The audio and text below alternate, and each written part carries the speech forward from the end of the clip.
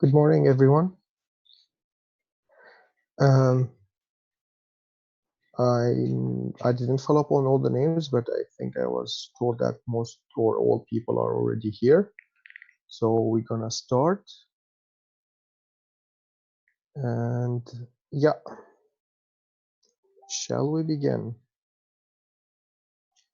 All right, so starting the first point is, of course, at the start of every meeting is an opening, and as usual in ESN, the opening is held by the president of the country, and here we have Teresa.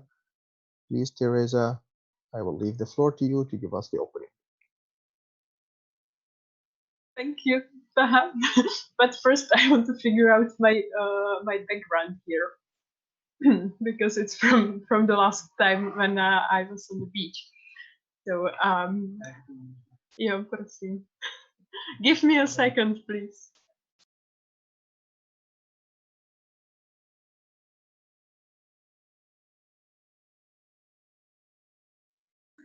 Take your time, even though that was like nice tropical background.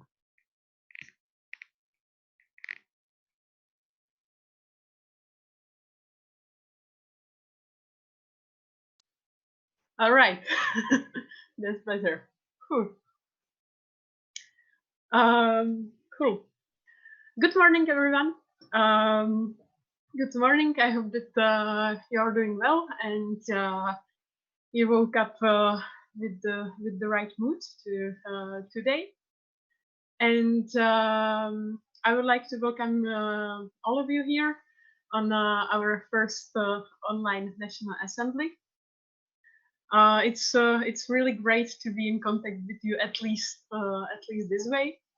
I hope that many of you are following us on stream as well, because here in the meeting we are not that many. And I guess that I'm not the only one who, in this situation, missed the personal contact with our fellow ESNers or friends. So I really hope that we will enjoy today in a good way. And before we jump in, let me just mention a couple of things. First of all, I think that this is a really great opportunity for us having the National Assembly online, because it only shows how great we are and how flexible we can be when the situation requires.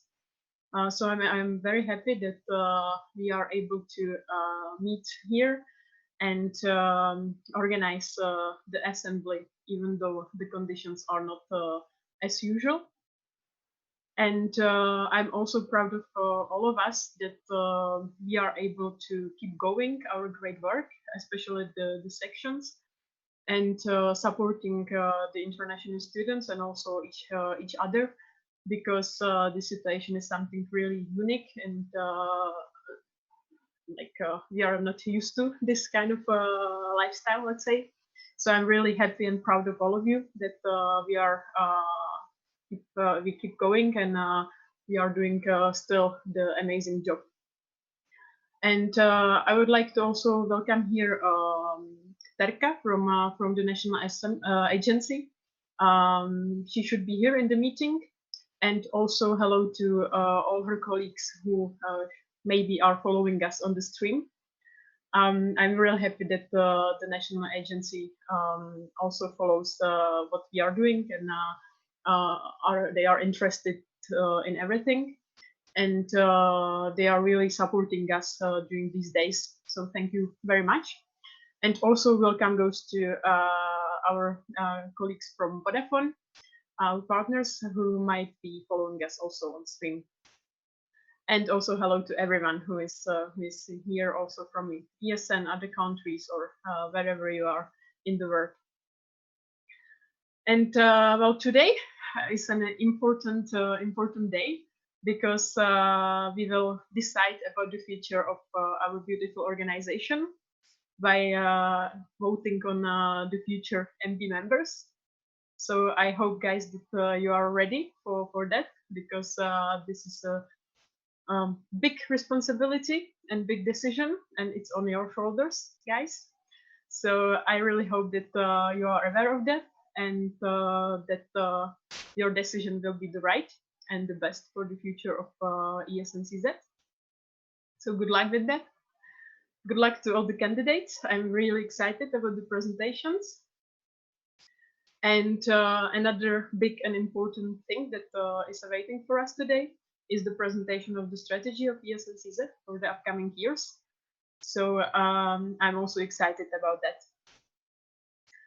Well, I wish you all to enjoy this great day, whether you are here in the meeting or following us on stream, as I mentioned. And before I give the word back to the chairing team, I also would like to wish a happy birthday to Joyce from our audit committee. Um, and yeah, so let's enjoy this assembly. Thank you. Thank you very much, Teresa, for this lovely and nice introduction. And again, welcome everyone. We will start with the first order of business on the agenda, which is the formalities that go at the start. I'm just waiting. Do I have the, shall we begin? All right, so rules of the games, what to do or not to do, that is the question. Okay, before we continue, we have a procedural. Yep. From LR, ESN, DSP.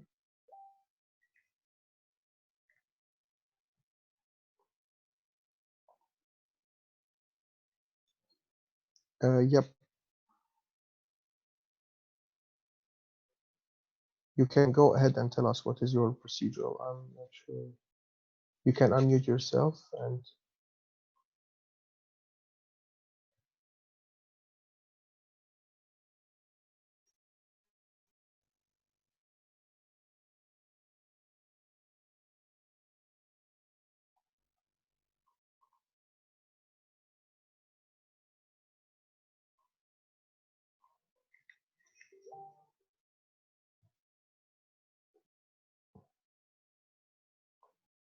sorry, but there's a procedural on that group chat.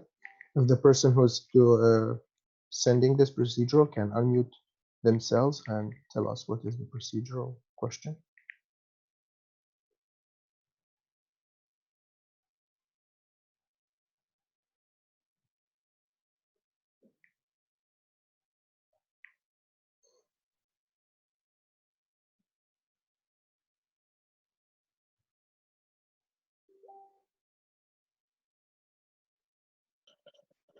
Yeah, okay. Sorry, I was muted all the time. Now I received the permission. Tata, I think you have officially forgotten to state that you are officially opening the NA. All right, so let me fix this. I'm officially opening the National Assembly May 2020, and I have this hammer here, don't worry. Thank you. All right, back to our presentation for the rules of the game. What to do or not to do, that is the question. Now, for starters, the rights. You have the right to vote if you are local representative or vice LR, or if you have delegated vote.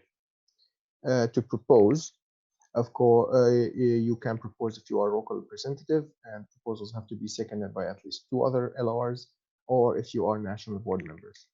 To speak, everyone has the right to speak, and only when given the space, just to keep the order. Next. Oh, I just realized that I'm controlling this. All right. How to keep this NA smooth? You will be muted throughout the entire day, and you can only speak when the CT unmutes you, and then you will have your turn. And this way, we will try to keep as much things in order since we have 45 participants in the NA. If your situation allows it, please keep your camera on. Not to mention that when you are presenting and speaking, please turn on your camera. How to use the online tools. When you're giving the presentations, the speakers can control the slides. And oh no. For the questions, you will use sli.do.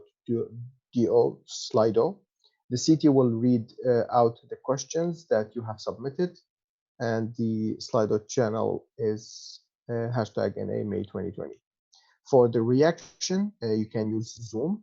If you want to react on something that was asked, or you in Slido or just in the meeting, write reaction in the chat. You can speak right after the CT unmutes you. For procedural, just like we saw, you write procedural in the chat as well, and we will immediately stop because procedural questions or issues take precedent on everything else. For silent agreement, use clapping via Zoom, which is a reaction you can do in the chat.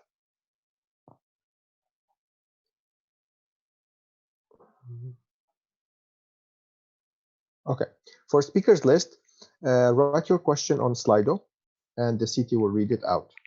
Consider if your question is relevant to everyone at the NA, and write the number of the presentation that your question applies to at the beginning of your question. For example, this presentation had number 2 at the start. So we'll put that to help us keep track of the questions and which presentation they belong to. There's a maximum of 160 characters for every question. So that's limitation, but also hopefully helps you be concise in your questions.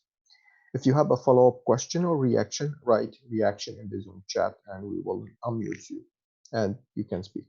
Of course, when you are unmuted, whenever you get the chance to speak, you have to say your name and section. Please be concise and respect the time that is assigned to you, and speak clearly so it can be written down correctly in the minutes.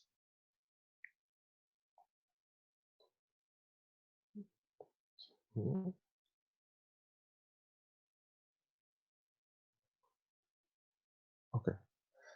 In general, please speak in respectful and thus non-insulting tone. Do not repeat what has been said already. You can just say the word covered or covered by, and you mention the person, and that will be sufficient. Respect the code of conduct of ESN International, which includes, among others, no discrimination, harassment, or violence of any kind. For the voting, every section has one vote, always the same person after each quorum check. So LR, vice LR, or a person with delegated vote. We will be voting on electoral committee, national board, and the majorities for these are simple majorities for agenda and electoral committee, and absolute majority for national board. Also, there has been a voting sheet that was created, and we'll share the link for it now in a minute in the chat. You can follow, of course, the voting there. Final comments. For technical problems, contact technical chair, Michael. For example, bad audio or lagging procedures. Be respectful and engaged despite the novel format. I know it's something new for all of us, this whole situation, but try to be as much engaged as possible to help all of us benefit more from this National Assembly. Try to be active and constructive. Please be on time. Most of all, enjoy our time together and have fun. This concludes the formalities and presentation, and moving on to the introduction presentation in the agenda number 3.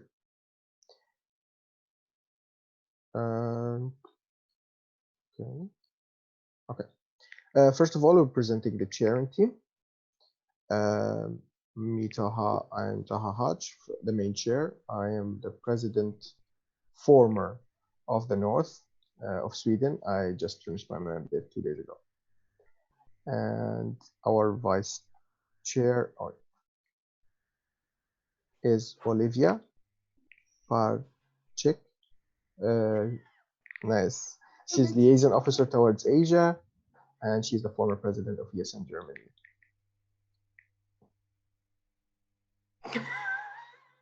All right. We okay. Just heads up. I'm sorry for all the bad pronunciation that I will have to put you through this day. I have no clue how different characters, special characters in Czech are pronounced. So I'll try my best. Mikhail Mishka, technical chair. He is the events manager of ESN Czech Republic and ESN VUT Brno, and former president of ESN VUT Brno.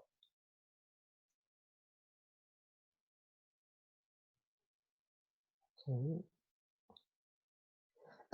Presenting the national board, president who just gave us a lovely presentation introduction for the opening, Teresa Kaldikova.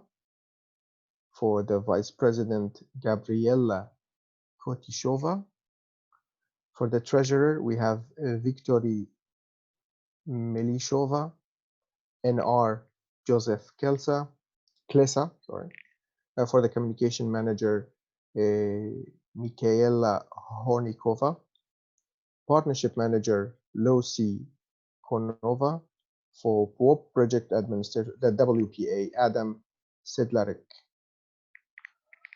National board supporters, we have Richard Mazur, a grants advisor. For Martin Klosik, HR coordinator. Simona Zimonova, education officer. And Zuzana Kislerova, social inclusion coordinator. For the audit committee, we have Joyce Zikova, main auditor. And happy birthday, by the way. And Monica Pospislova, procedural auditor, and Martina Taktilsova, financial auditor. All right. Now that we finished the painful part and the introduction, moving on to the fourth presentation and the agenda, which is the voting, the first voting of the day. First of all, we will have a quorum check, agenda approval, and election of the committee, electoral committee. And first of all, we'll start with the quorum check. And the question is, who let the dogs out? That's how you read it. Who let the dogs out? And the options are yes, no, and abstain. Now I will have to go through the sections, and the representative of the section will unmute, say the option yes, no, or abstain, and then we will move to the next section. All right, I'm assuming everyone is ready. So starting with ESN CZU Prague. Who let the dogs out? Yes. Thank you. ESN Lepris. I vote for no. No. Thank you. ESN Mendelo Bruno. I vote for no. Thank you. ESN MUNI Bruno. I vote for yes. Thank you. ESN Ostravaska.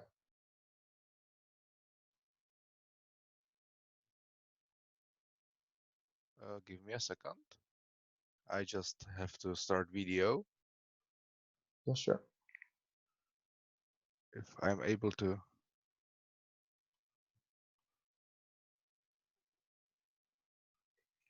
Oh, now it works. Yeah. I abstain. Thank you. ESN Paradusia.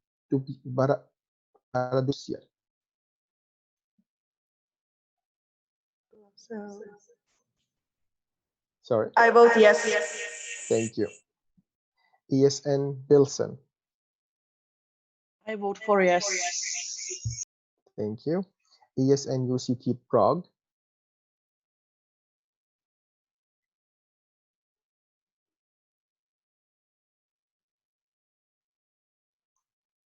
Yes. Thank you. ESNUB Olomos. I vote for yes. Thank you. ESN Osti. I vote for yes. Thank you. ESN VSP TU Ostrava. Yes. Thank you. ESN VSE Prague. Abstain. Thank you. ESN VST Podwise. I vote for yes. Thank you. ESN VUT Brno.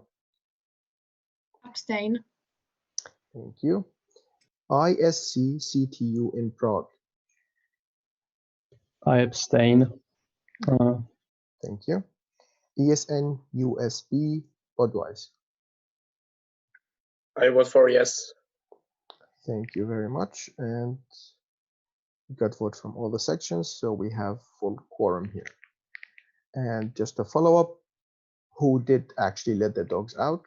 A month ago, they declared that dogs cannot contract COVID-19 and they allowed a couple of dogs out of containment. So yeah, who let the dogs out? We have a procedural from ESN SCU Prague. Please go ahead. Yes, I didn't vote. Oh.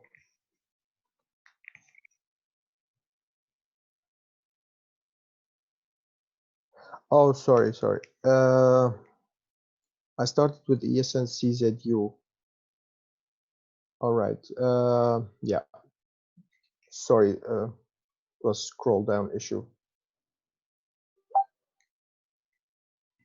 Just give me a second.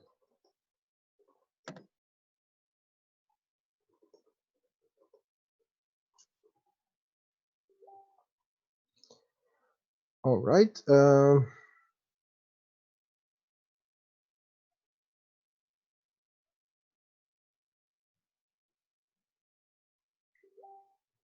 Okay. Sorry. Yeah. So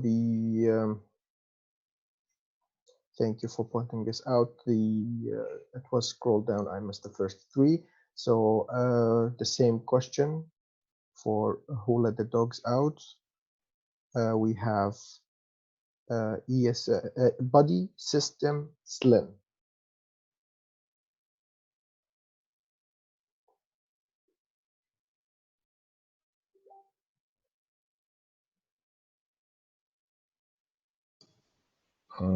Hello, everyone.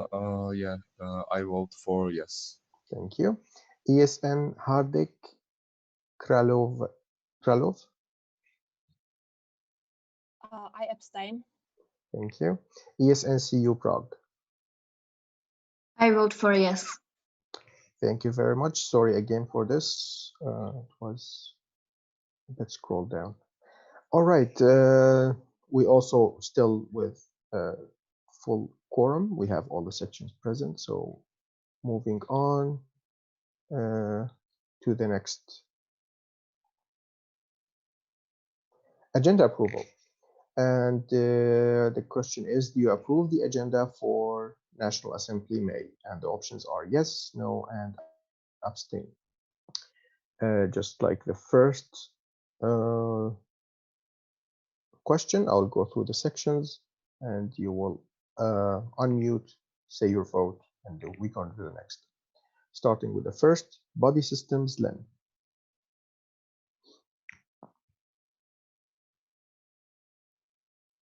Hello again. I vote for yes. Thank you. ESN Hradek Kralov. I vote for yes. Thank you. ESN CU Prague. I vote for yes. Thank you. ESN CZU Prague. I vote for yes. Thank you. ESN Lepres. I vote for yes. Thank you. ESN Mendelu Bruno. I vote for yes. Thank you. ESN MUNI Bruno. I vote for yes. Thank you. ESN Ostravaska. I vote for yes. Thank you. ESN Patupisa. I vote for yes. Thank you. ESN Pilsen. I vote for yes. Thank you. ESN UCT Prague. I vote for yes. Thank you. ESN UB Olomouc. I vote for yes. Thank you. ESN Osti. I vote for yes. Thank you. ESN VSP TU Ostrava. I vote for yes. Thank you. ESN VSE Prague. Yes. Thank you. ESN VST Bodwis. I vote for yes. Thank you. ESN VUT Brno. Yes. Thank you. ISC CTU in Prague. Yes. Thank you. ESN USP Budweiser. I vote for yes. Thank you very much. And the agenda is approved for today. Thank you, guys. Oh, the next vote is electoral committee approval. And the question is, do you approve Monica Pospisilova and Martina Teklikova as the electoral committee for NA May? The options are yes, no, and abstain.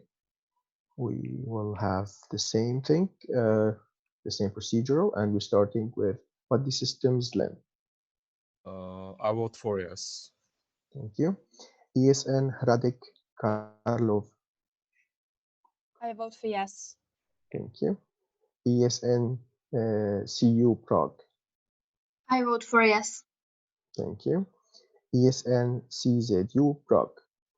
I vote for yes. Thank you. ESN Liberis. I vote for yes. Thank you. ESN Mendelo Bruno. I vote for yes. Thank you.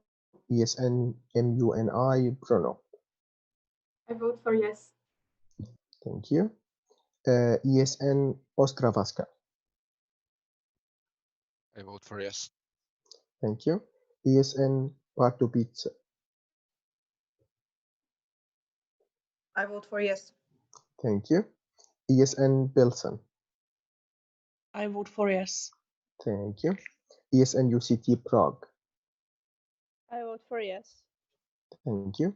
ESN UB Olomouc. I vote for yes. Thank you. ESN Osti. I vote for yes. Thank you. ESN VSB TU Ostrava. I vote for yes. ESN, thank you. ESN VSE Prague. Yes. Thank you.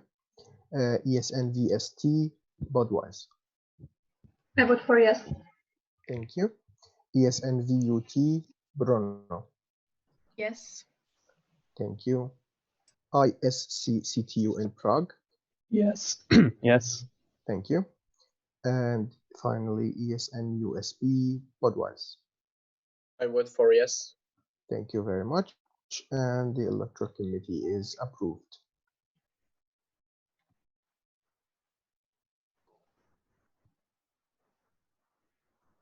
All right.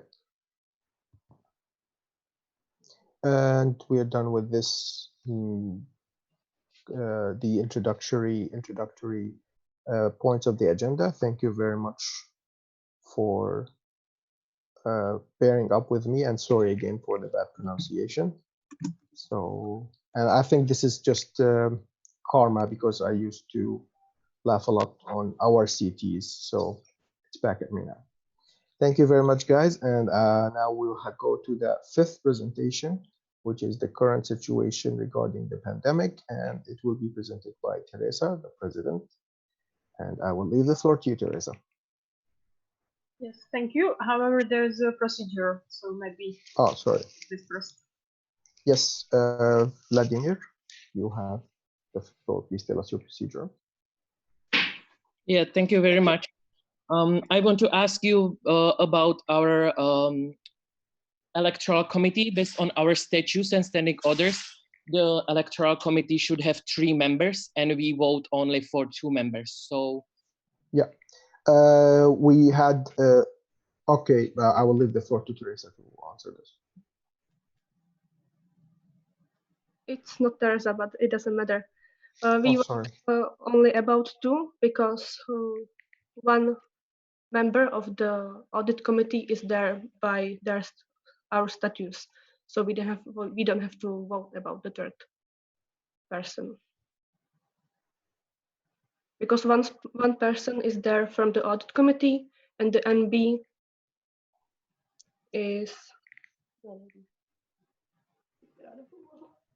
yeah, you know what I mean. I'm sorry. You are just voting about 2 because one of them is from audit committee. Yeah. So Joyce Zikova is in the electoral committee by default, according to the statutes. That's why we didn't vote on her. All right. Now I'll leave the floor to you, Teresa, for the presentation. All right, thank you.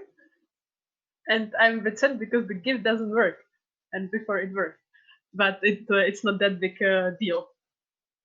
All right, so hello again. And with this presentation, I would like to give you a brief update on what has been done during this situation regarding the COVID-19 outbreak, the pandemic, and how we are communicating mainly with the national agency. And also in the presentation, I will give you some tips where to look for information. And the presentation will be shared with you. We will send it to you by email in the next days. So I will have it. And again, before I start with the presentation, I would like to thank you again for all the work that we are doing, meaning all the sections, also the supporters and the national board. I think that despite the, yes, now it works. Despite the uncomfortable conditions and things, we are handling everything very well. And I'm trying to go to the next slide. Yes, good, it works. So how have we dealt with the situation so far? Maybe you remember, because some of you were part of it. We had at least 6 calls on the international level within our communities, with presidents and education officers, with the HR community, treasurers and partnerships, communication managers, and ours discussed also a lot of things, etc. Also the WPA IT masters also discussed how we can communicate, etc. So we gathered a lot of information from the international level and other countries. We therefore had at least 3 calls within our network, with the communities, also with presidents and vice presidents. So many of you joined, so you know better, with the communication managers, etc., etc. So I hope that it was the almost the maximum that we could do together, and we are still updating each other about the current situation. We also we are also updating each other regularly with the national agency, because it's really something that connects us as well in a way. And in general, we talked a lot about the problems sections are dealing with. And we might talk a bit more about it about this later in the presentation. And also ESN took several initiatives, both on the national and international level. So I would like to remind you of some of them, because I think that it's quite interesting. First of all, there was the hashtag Erasmus at Home campaign or initiative, through which the ESN launched several recommendations on what steps we can take, both on local and national level as ESN, in order to be better volunteers, let's say, in order to help the society, the people around us, and to do some nice things that can be appreciated. You have a link there, so you can also go to the website of ESN to read more. And you can also share it with your members. Another one was the survey on the impact of COVID-19 on student exchanges in Europe. This was an incredible work done by ESN because it was the survey was launched only in the middle of March and was open for 2 weeks. And then during another weeks, the ESN volunteers were capable of gathering all the input and analyzing them. And they published a report which summarizes everything that they got.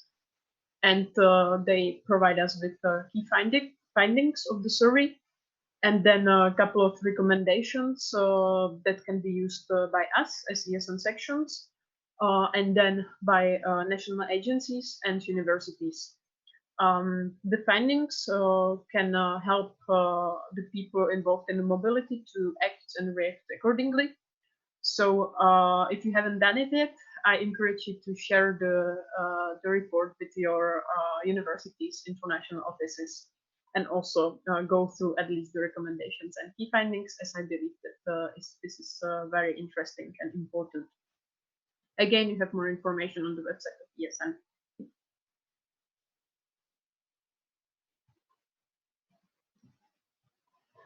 Then in no wait, there was another slide.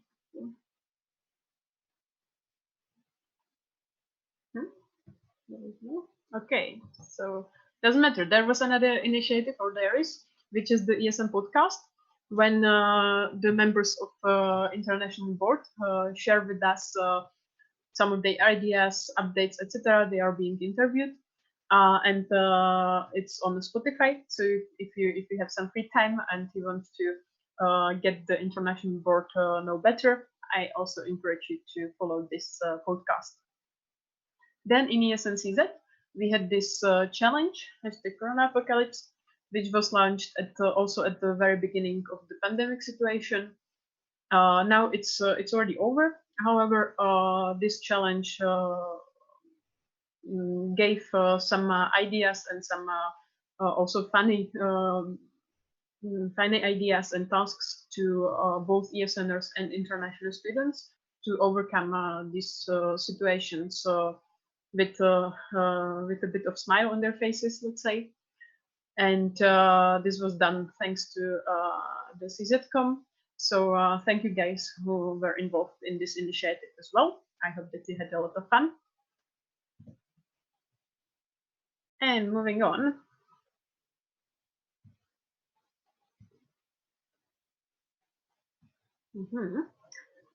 Okay. Moving on. It has been more than 2 months, let's say, when we are in this situation, and we might have some questions on how this is gonna continue, how the situation will be, if there will be some international students coming in the next semester. All of these questions are to the point and are right. However, it's quite hard to answer them at the moment, because it's very hard to predict the situation when we don't know what's going to happen in 1 month. So for now, when it comes to the mobilities and exchanges, they are planned. They are expected to happen as planned. So we can expect that there will be some international students coming to our universities. The national agency is following the current situation more than us, and they are also more in contact with the European Commission, which is giving them information and updating, and altogether they are trying to come up with ideas and scenarios on how the mobility can be kept. So don't worry about that. We will also update you once we have some more concrete information. For now, it's more or less still the same. And I would like to recommend you and show you some of the websites where you can look for information. Mainly, I recommend you to follow the information of our authorities. And these two are in English. There are some recommendations and practical advice on Erasmus Plus and the European Solidarity Corps mobility. You can download a file there, a document, and you will find there some recommendations and answers to your potential questions. ESN is also appreciated in a good way in this report document. Read it if you want. And then, of course, there is the World Health Organization, which provides updated information and advice for the public. Then there are some websites with information in Czech language, such as the frequently asked questions on the coronavirus and impact on Erasmus Plus. So mainly for the Czech students who are on mobility. So you can recommend it to some of your friends, or if you yourself are on mobility, feel free to go on this website. Then, of course, there is the website of the Ministry of Education with also some of the frequently asked questions. And then there is the Ministry of Foreign Affairs, which can be like a crossroad for you if you want to also follow some information on other countries, not only the Czech Republic. And also we shared with you via email one document which contains the links to other national agencies' websites that contain the information in the languages of these countries. So that document also might be useful for you if you want to share it with the international students. This is a map that is available on the website Na Erasmus Plus. This was published also by the national agency, and you can see here some green and red colors. It means it reflects the countries where the foreigners are allowed to go to enter the country and where not. So obviously green is the green light. So these countries allow entry of the foreigners. Red colors color no. This map is being updated. So this picture is from 2 days ago. So maybe the situation change. So I recommend to follow the site regularly. And now I would like to give you a short update how the things are going with the national agency, the ZS. As I already mentioned before, we are giving each other regular updates and we check up with the sections in general. As well, they are the national agency is very curious and excited about how we are dealing with the situation and everything. And I have to say that they are supporting us as much as they can. So this help is very, very appreciated. And when it comes to the financial support from their side, I hope that you noticed that there's something happening, that we had a call on that, we shared the minutes with you, and we also sent you a request for updating the information about your current situations in sections. Because as you know, we are not able at the moment to use the financial support to fullest.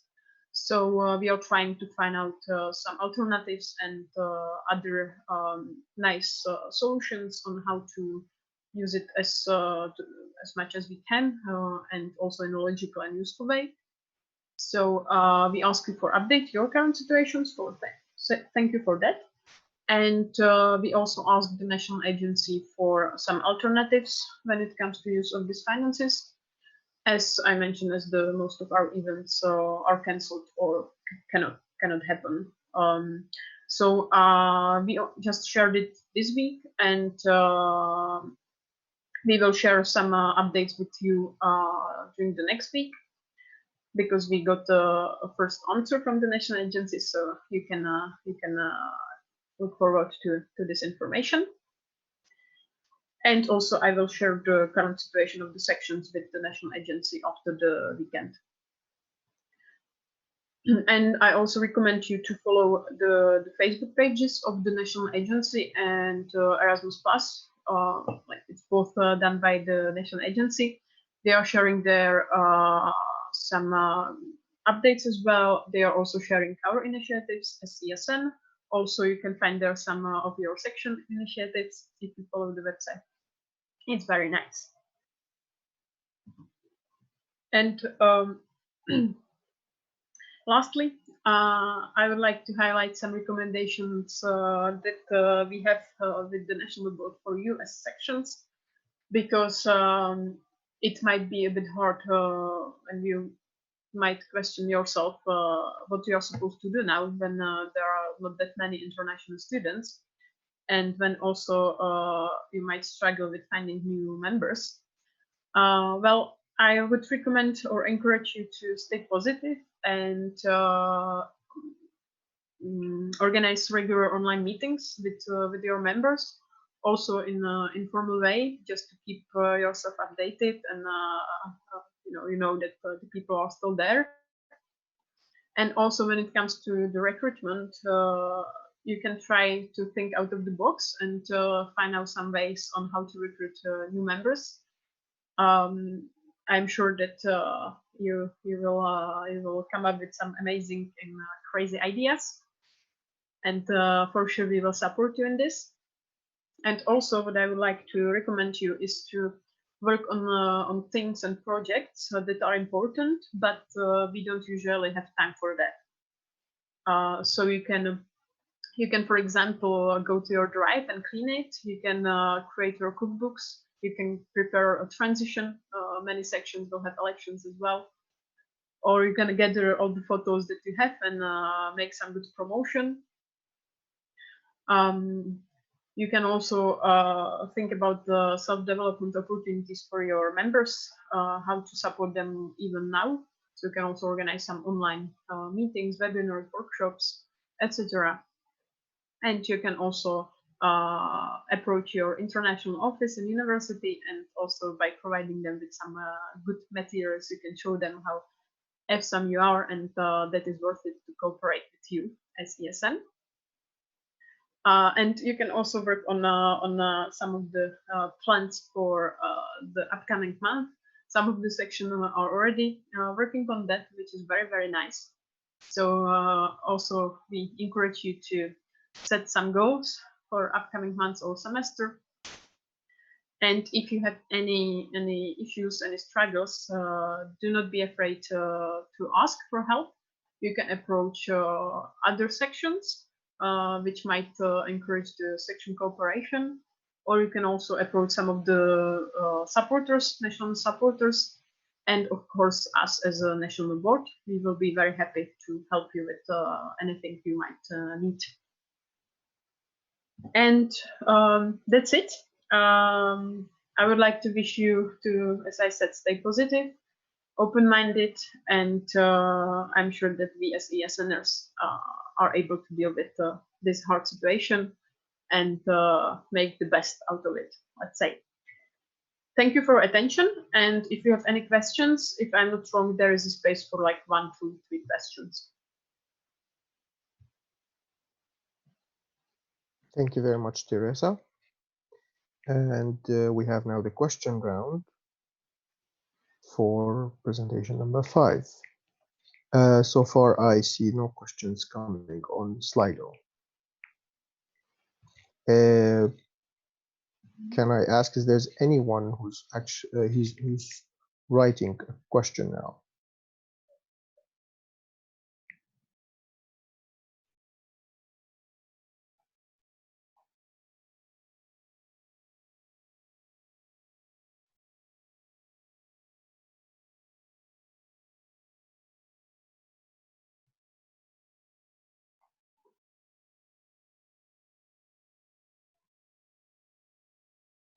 All right, then I propose to close the speakers list. If there's any objections, if you have an objection, please state it now.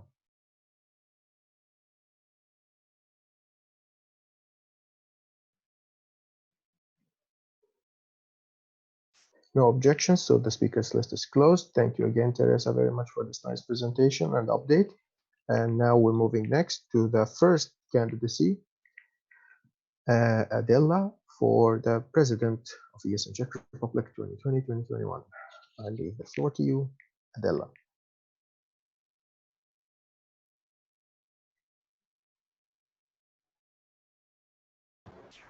Okay, can you hear me? Good, good, perfect. Just let me try if I can control it now. No. Yes. Good. Okay. So very good morning, everyone. It's a great pleasure to be here today with you. And my name is Angelka, and I'm here today because I want to invite you on a journey. You know, I have always perceived ESN as a small universe that we share with our international students. And in this little universe, we can try the impossible, we can grow as people, and we also strive to improve our society.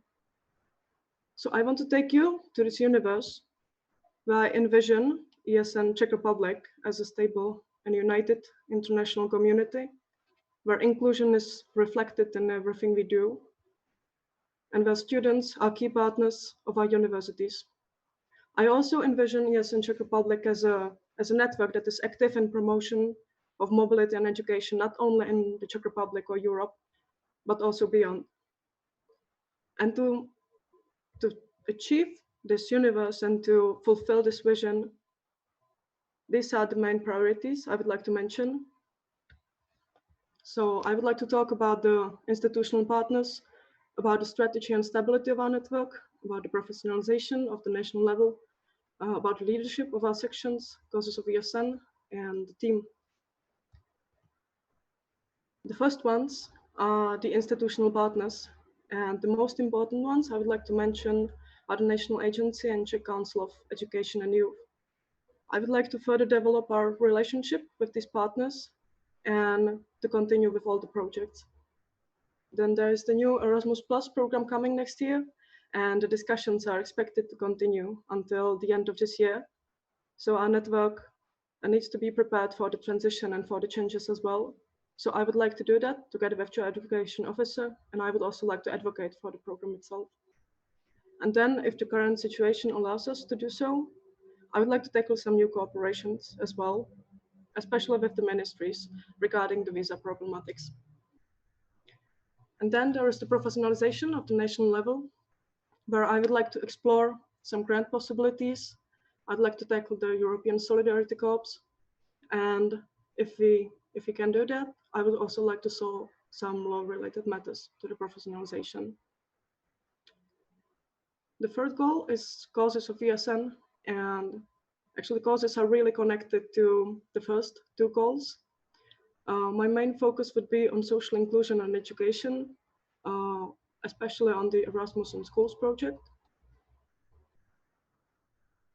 And then there's the strategy and stability of the network. We've been working on the strategic plan for the past year. It's almost finished, and I hope that by following the strategic plan and the whole strategy, we will ensure more continuity and culture of the network. We will become stronger and more than we are now.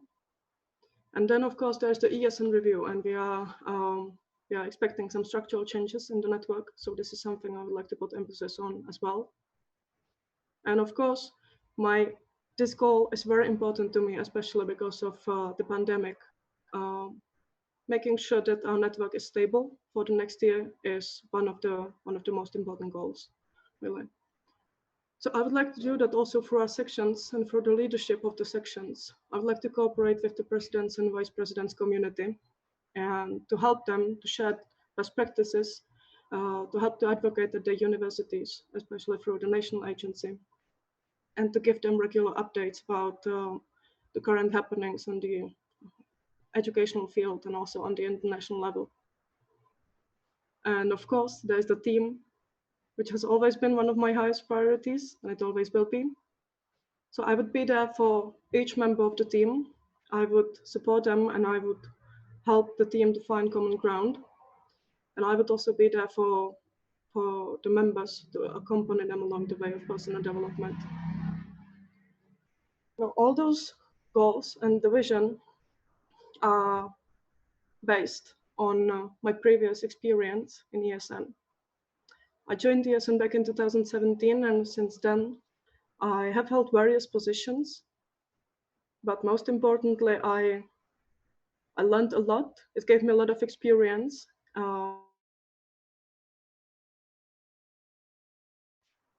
And actually, this is my ultimate motivation for the candidacy, to give it back to the network, to my favorite universe.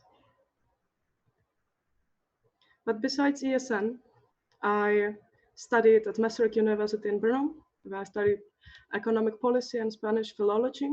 And currently I'm working at the National Library of Technology in Prague, where I'm very happy to support the academia as well.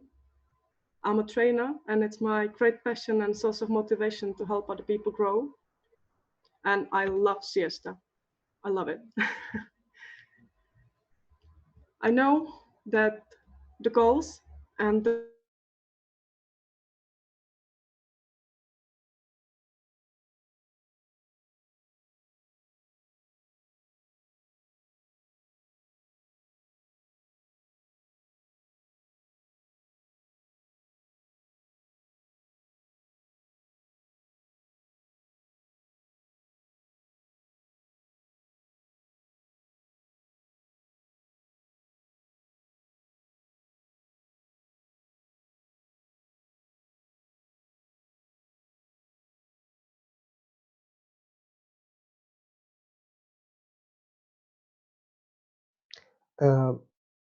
Adela, I think we lost the sound from you.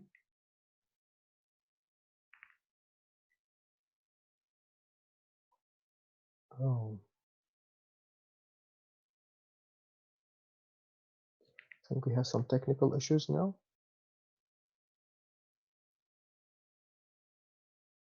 All right, all right. We'll just wait a minute. There seem a couple of people who lost the internet connection, so technical issues.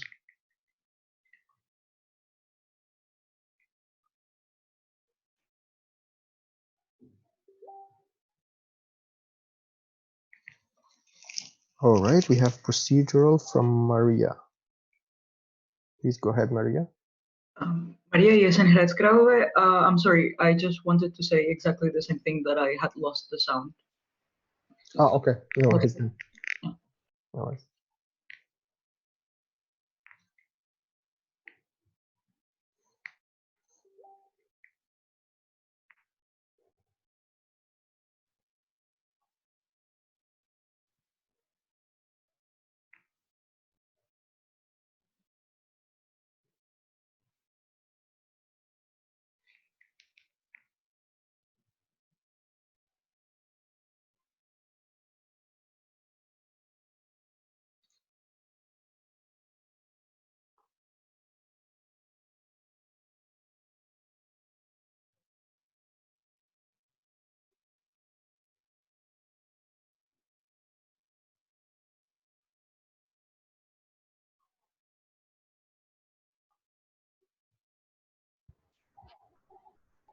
good. Is it working now?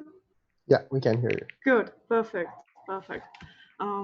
Well, good. So where were we? As I was saying, I don't know if you heard the last sentence. I was saying that I know that the goals might be ambitious, but I also know that I have the skills and experience. I have a clear vision. I will be there for the team members, and I will share the determination and motivation with the whole network. So to finish it, if you can move to the next slide.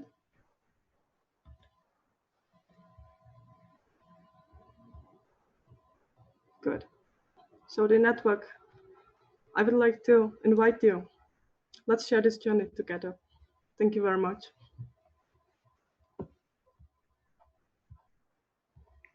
Thank you very much, Adela. And now we are going to the question round for Adela's candidacy. And we still have no questions on Slido.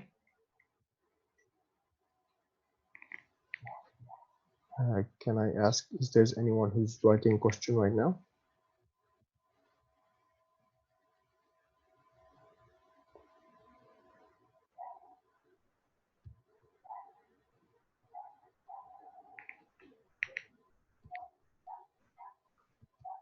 All right. I still cannot see a question on Slido, so I propose to close the speakers list. If there's any objections, please state them now.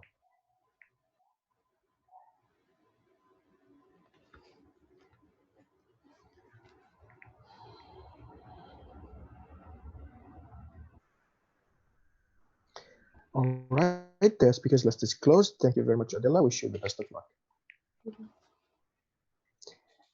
Next, we have the candidacy for the vice president from Gabriella. Gabriella, I leave the floor to you.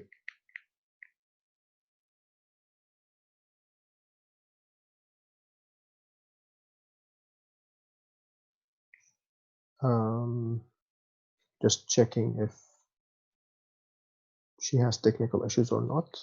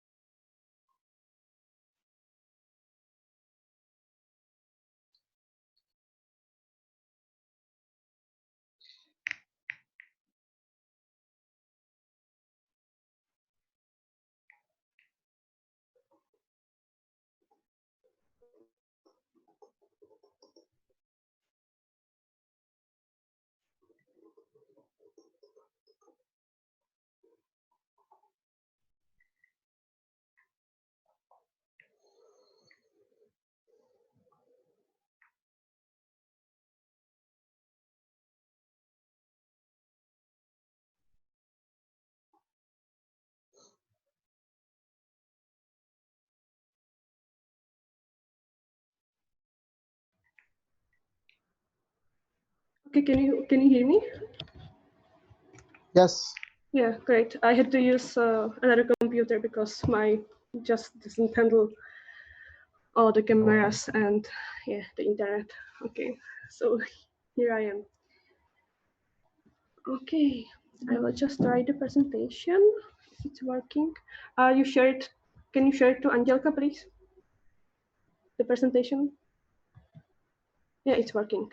Okay, great. Thank you. Okay, hello everyone. I'm finally here. My name is Gabriela, and I'm more than happy I can present you my candidacy for the Vice President of ESNCZ. Okay, first I would like to talk a little about me.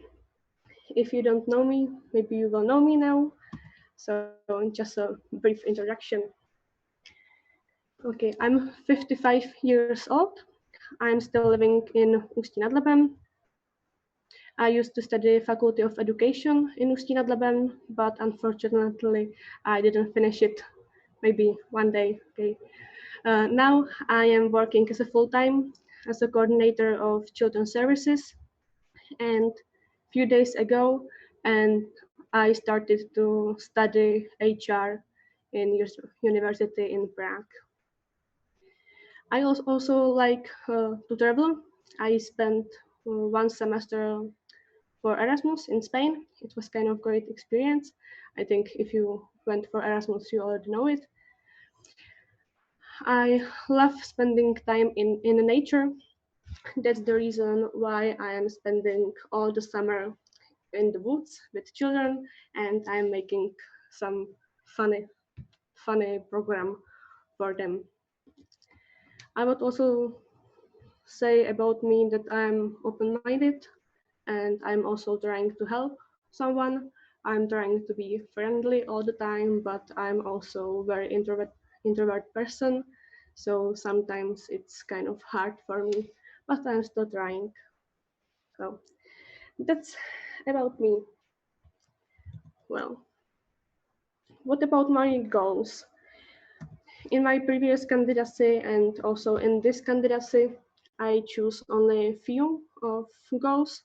I think these goals are the most important, not just me, but also for the network.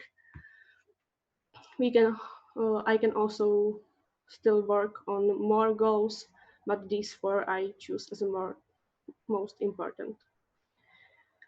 Okay, first, it's about communities, because communities are very important for the network, and the vice president should cooperate with many of them: HR, events, LRs, presidents, and vice presidents, together with president. And if we will cooperate more and communicate more, it will help not just the national level, but it will also help the local level, the sections, because the communities will learn some new things and they can use it in their sections. That's the reason why I would like to have a call at the beginning of my mandate with all these communities and talk with them about some plans for the upcoming year and make some, let's say, kind of strategy plan, what we will do together, if we will cooperate, how we will cooperate. And I would also like to have some meetings, not just formal one, but also informal one.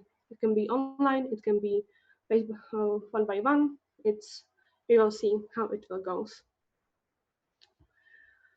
Okay, if I was talking about the meetings, so we can proceed to ESN events. You could see the ESN, the events proposal at NA Pardubice. We are trying longer time to change the schedule of the events to make them more, to make them just better for the sections. In the past year, let's say, we had problem with making the agenda, and I would just like to make the events more, how to, let's say, yeah, just with better content for the sections. And also we shouldn't forget about the reports from the events, so all the sections and all the members of the sections can read it after and use it in the sections. And somebody could ask where we can find the reports from the events, and I would say you can find it in ESNCC wiki. Maybe you know it like Confluence, let's say, because ESNCC wiki we had before, the old one, but this is new one.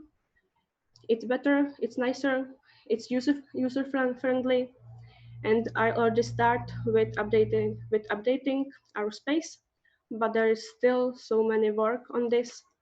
And one day you will find here all the important documents, the strategy plan, for example, the status in English, all the reports from all the events, not just from this year or upcoming year, but also from the past. And last of my goals, it's a change of the NB positions. I think you already know that we approved the ESN review, so there is no NR in the upcoming NB. So we have to change not just the NR position, but all the positions in the NB, and we will see how it will work. Okay. You hear something about me, about my goals, but the question is, why should you vote me? Here is just a brief ESN history of me. I joined ESN almost 5 years ago, and 4 years of them I was in some position, not just in the local section, but also in the national level. And in thanks to these all positions, I have so much experience from all of these and also so many skills. So that's it.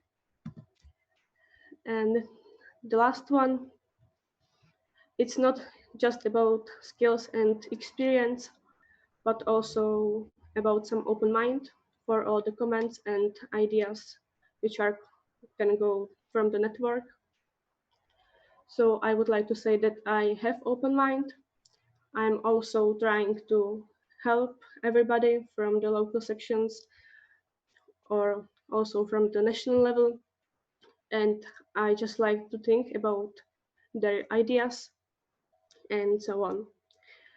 Also, I still have energy after 4 or 5 years in the ESN and also have time because I have very flexible job. So that's great. Yeah, as I said before, I like to help people and I just like cooperate with other people, and I think this is really important character which vice president should have. And I will be honest, I think I have this character. Yeah, that's it. Thank you for attention, and I will be happy to answer some of your questions. Thank you very much, Adela, for the presentation. Now we move to the question round for the Vice President candidacy. And yeah, I can't see the slide though. Is there any question? Yeah, I'm on it. We have a question. And yeah, it's from Martin, ESNBSPTUO. How would you evaluate function of the section care overlay? Would you change it somehow for this mandate? Okay, thank you for the question. I think the section care didn't go so well as I thought first time when we talk about this. There's so much work to do, not just from the local sections, but also from the national level. We are trying to be in touch with our sections, but it just wasn't work so well. So if we will change it a little, I will be very happy. I don't know how for now.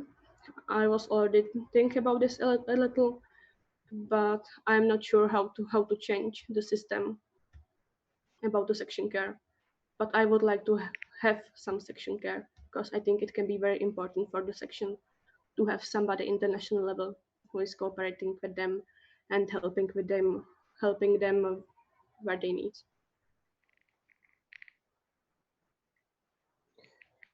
Thank you. And we don't have another question.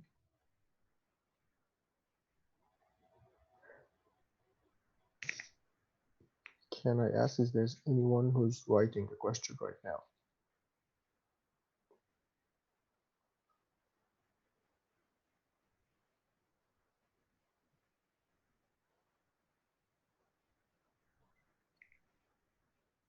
Oh, all right. I propose to close the speakers list. If there's any objections, please state them now.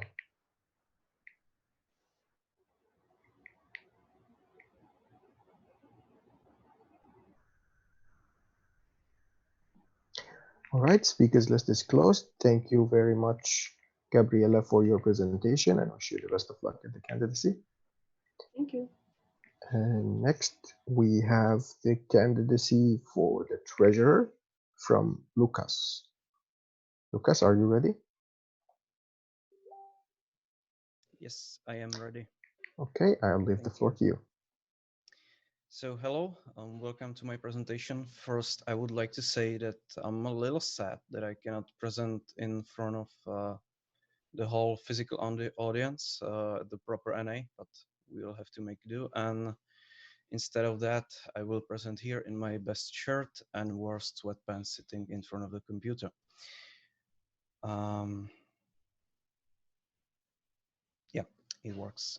So currently I'm still section president in ESN Liberec.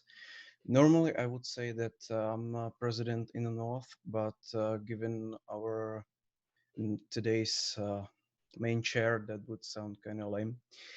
I'm also a culture advisor of ESN CZ from last summer. I will hopefully finish my bachelor studies of history and museology at the Technical University of Liberec. Besides ESN, I have many interests, also most of them somehow around music, but also PC gaming and not very surprisingly about history. I'm in ESN for about 3 years. When I'm counting also the local level, I'm active on the national level for a little bit less than 2 years. You can see you can see the experience written in my presentation. But what I would like to say, also the cliche that ESN changed my life, but it also changed my personality. Because some of you were asking me, not in the question around personally, if I think that I'm communicative and open enough for a national board, especially the people that know me for a longer time, because I wasn't, but yes, and my local position changed that a lot. Now, during my 2 years president mandate, besides the president's agenda, I tried at least briefly, basically every position there is in a local board. I attended numerous national and also some international events like AGM, Central European Platform. I organized CLR Liberec 2019 as a head of OC, and just recently I finally tried the role of main chair on NA Pardubice. Here I have some character qualities that may come in handy for a position of national treasurer, because I think I'm responsible at all the time. I like system and order, although if you saw what's somewhere behind me, you could maybe say otherwise. I'm careful. And I can stay calm under pressure, which I exercised as a president of a section. Now you may say, and some of you asked in the question round about my economical education. I do not have formal economical education, but for first, I don't think that's really necessary for this position. For second, I am prepared, and I know that I will still have to learn some things about the Czech law and financial system. Also, as a president, I do have some experience with managing the finances of the local section, because I also tried the position of treasurer, not voluntarily, I have to say. And also, I know what I'm getting into. I consulted the agenda pretty detailed in a detail with a current treasurer. So if I wasn't concerned or convinced that I can handle it, I wouldn't apply for this position.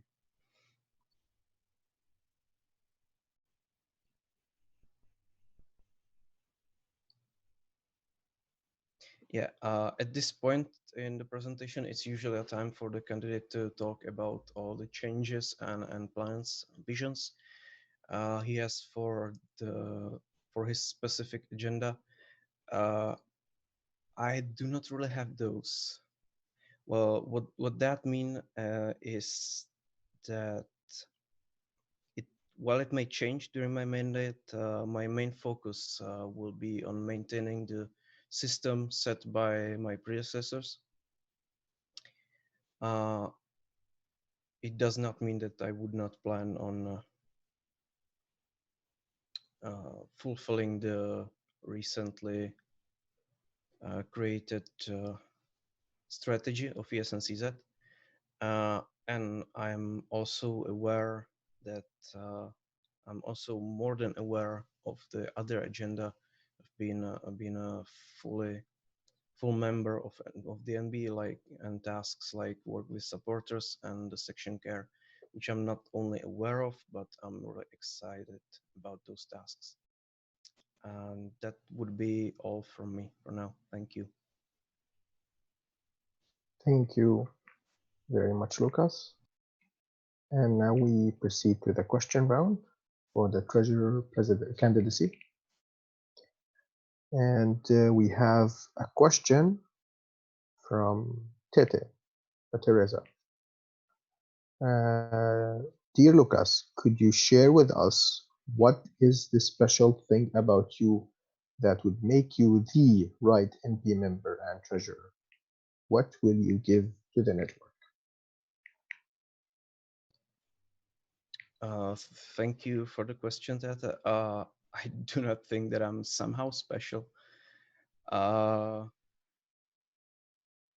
usually quite humble about this, so I think that I have some experience. I'm how is the expression in English? Yeah, I think I can be rational, and I can evaluate more than come in with creative ideas myself. I'm good in evaluating the ideas of others and helping them perfect them, I would say. Yeah, that I would give both to the NB and to the network.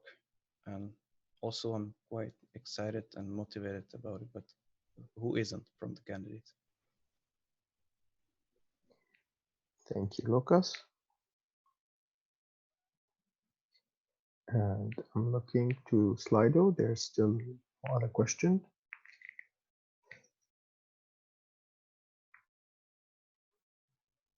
Can I ask if there's anyone who's now writing a question?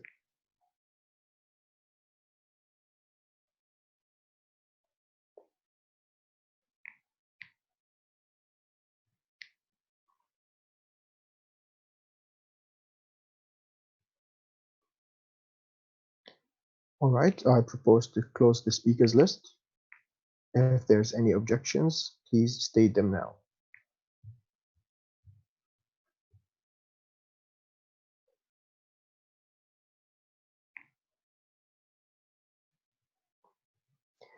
All right, speakers list is closed. Thank you very much, Lucas, and wish you the best of luck in your candidacy.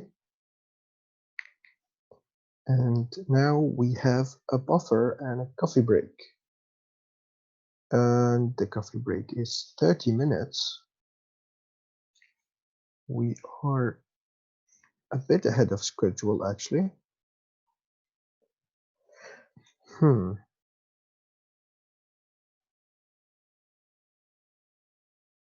want to ask the national board. Yeah, would it be okay if we finished earlier? So we don't extend the coffee break, we just take it for 30 minutes. Exactly as it was planned.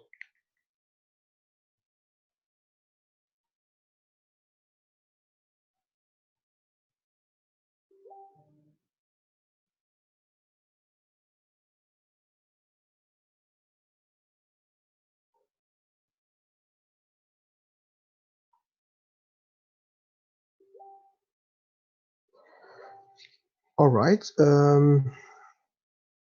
Since we have some time, we might be able to have one more presentation before the coffee break. So I want to ask Vladimir, are you ready to give the presentation now, or should we go to the coffee break?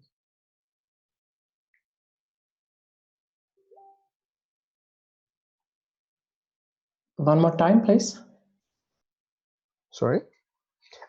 Can you give the presentation now? It's planned for after the.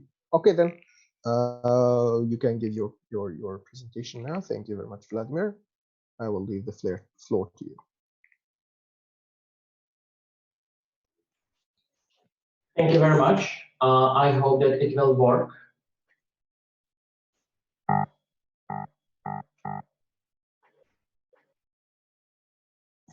Yes, it's working. So somehow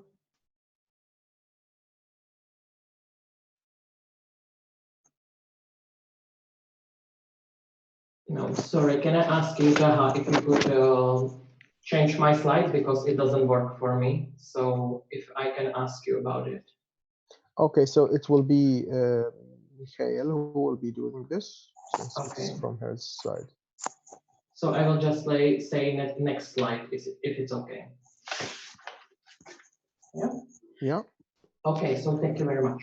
Hello, everyone. My name is Vladimir, and I'm more than happy to present you my candidacy for the national representative of ESN Czech Republic. Next slide, please.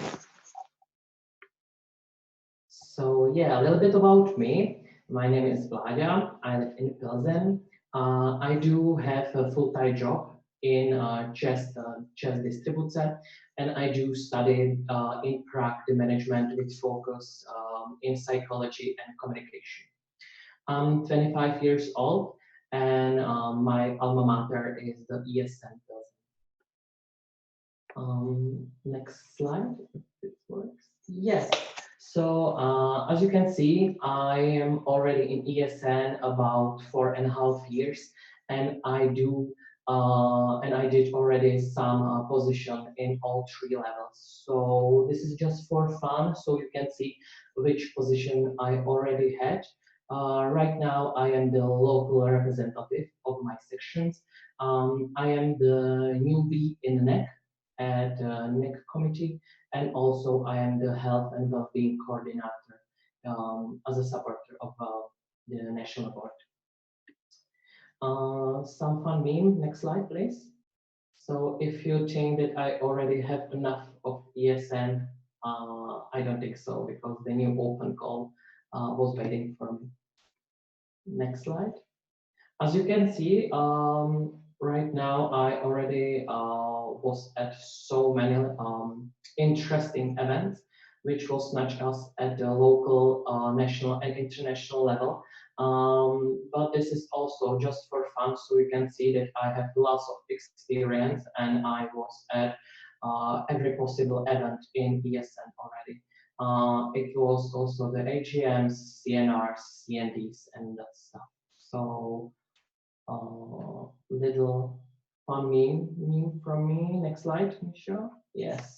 You think that I was at every possible event in ESN? Yes. Yes, I was.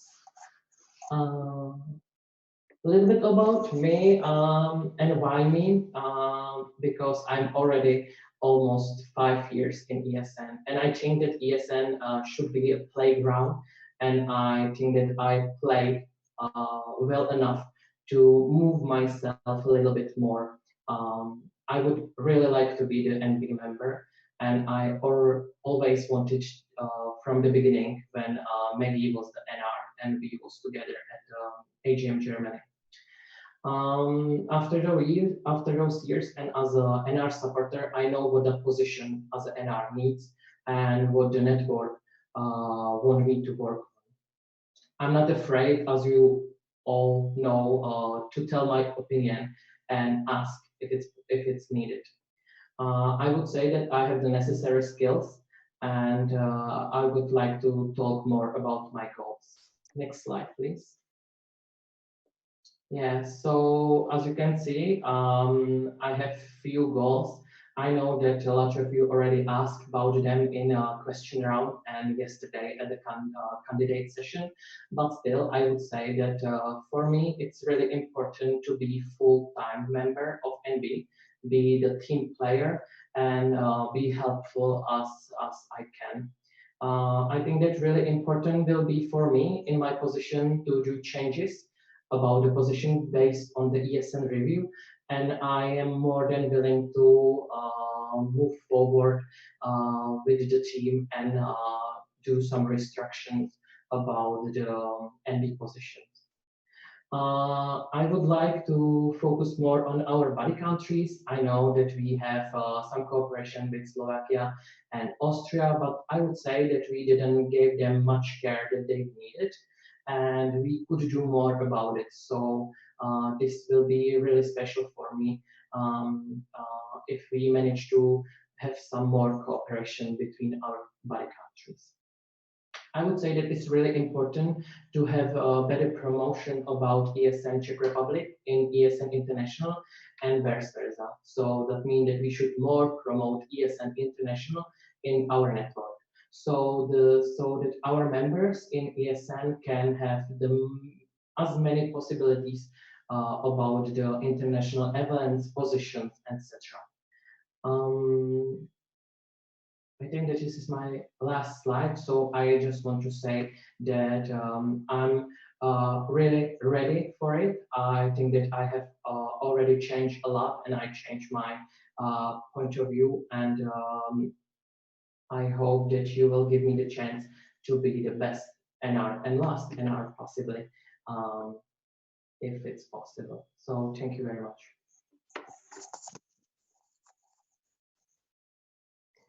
Thank you, Vladimir. Moving now to the question round. And we have, okay, we have a couple of questions. I'll start with the first one came in from Hertie from ESN and UNI Brno. Would you still be motivated to be active in ESN even if not elected? Thank you.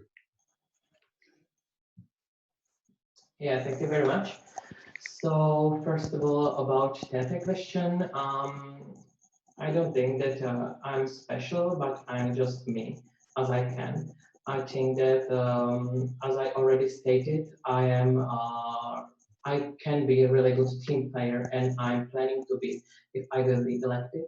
And I think that because I'm not afraid tell my opinion, I think that it will be really handy in this time of procedures with the changes in the after the ESN review. The question. Can I stop you now just for a second? We have a procedure from Olivia.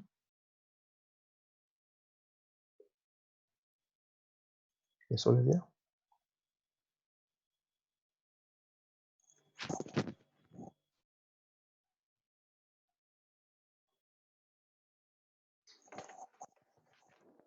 Sorry, what is happening?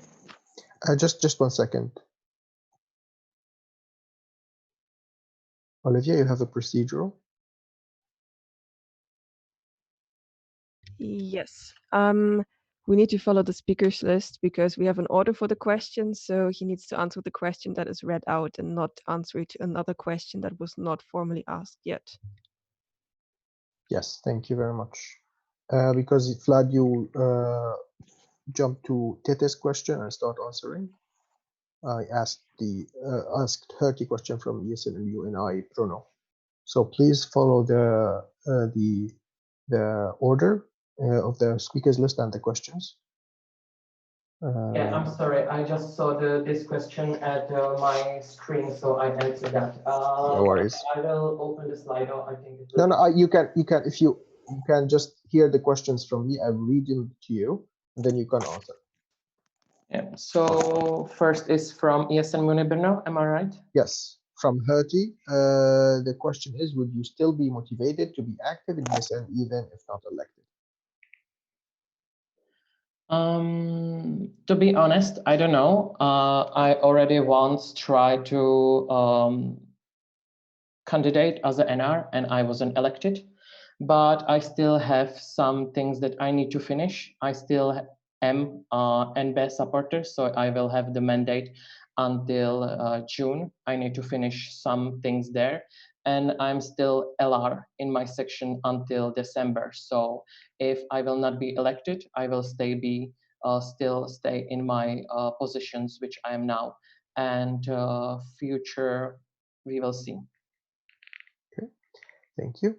The next question from Martin from ESNVSP TUO.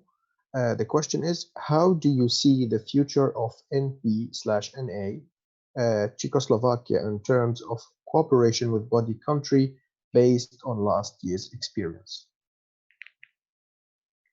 Yes, thank you, Martin. As we already saw, the Czechoslovakian platform doesn't work. So in the proposal, which was brought to us by the current NB, in the future, we don't count with this Czechoslovakian platform. But I would say that we can cooperate with our buddy countries other way than just have the common national platform. We can have some events which will not be statutory for us, where we doesn't need to take care of the just ESN Czech Republic things and procedures.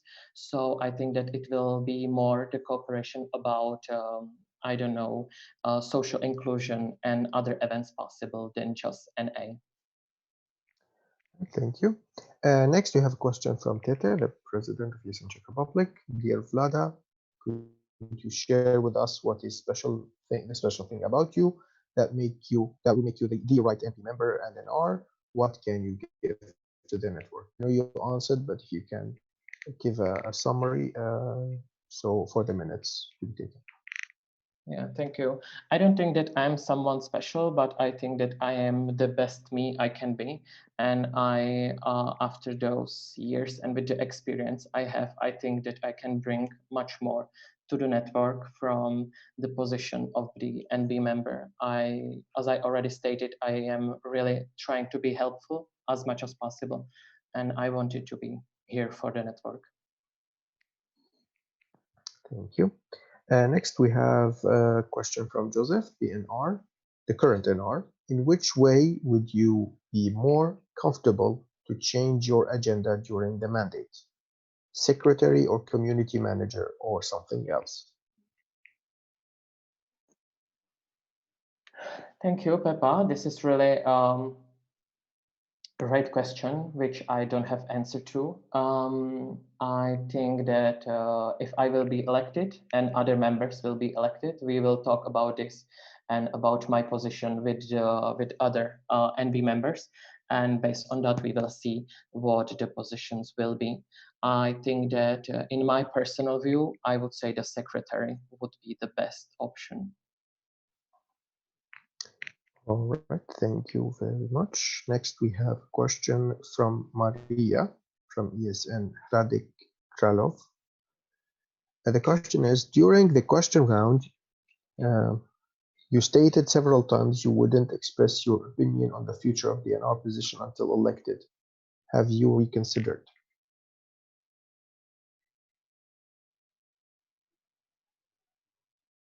Yeah, as I already said, right now, I think that this decision will not be only done by me, but it will be done by the team and it will be done by network. And I think it's really important to have this said so everyone can understand. My opinion, I would say I can state, but it will at the end doesn't matter because it will be the group and team's decisions. So I didn't reconsider. Thank you. FYI, I'm asking the question according to the time log. So this came 10:37, just so you know. Next question from Koba ESNU CT Prague. The question is, you claimed several times that your board would disband your section because of the lack of members by June. Has it changed just because of your candidacy?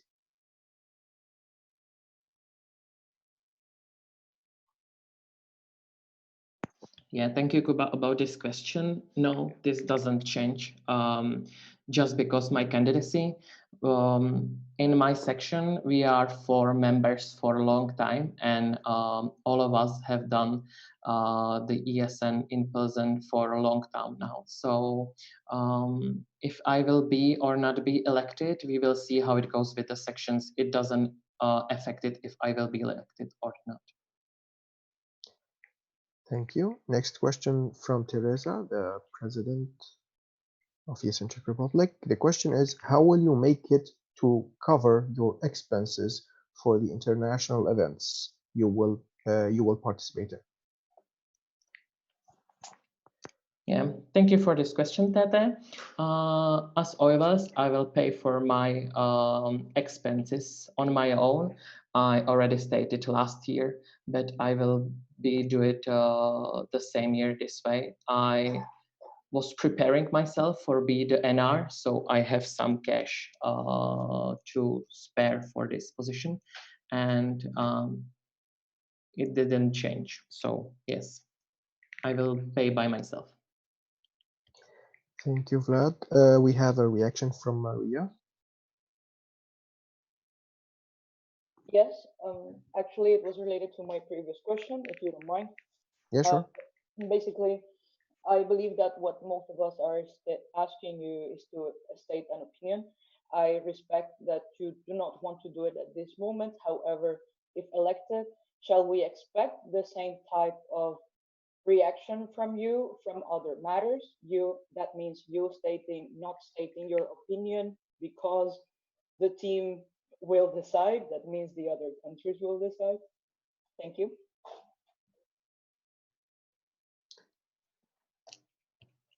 You want to answer that, Vlad? Yes.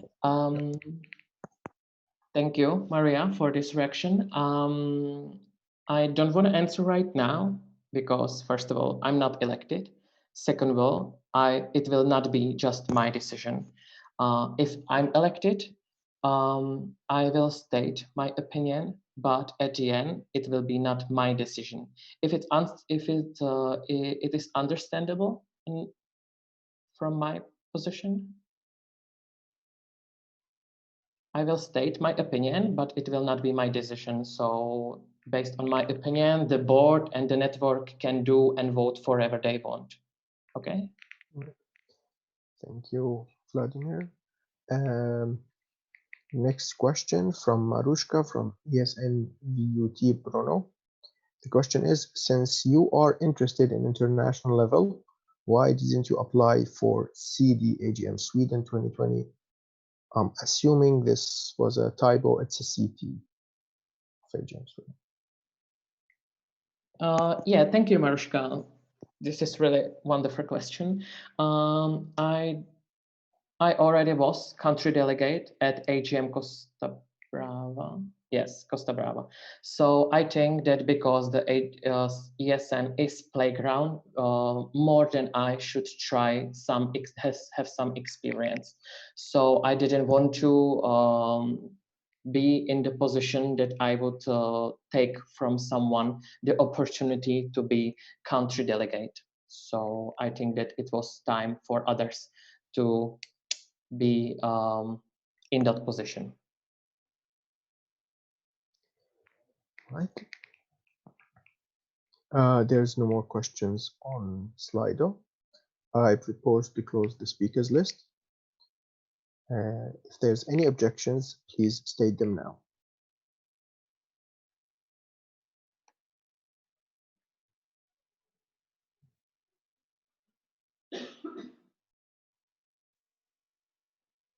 All right, speakers list is closed.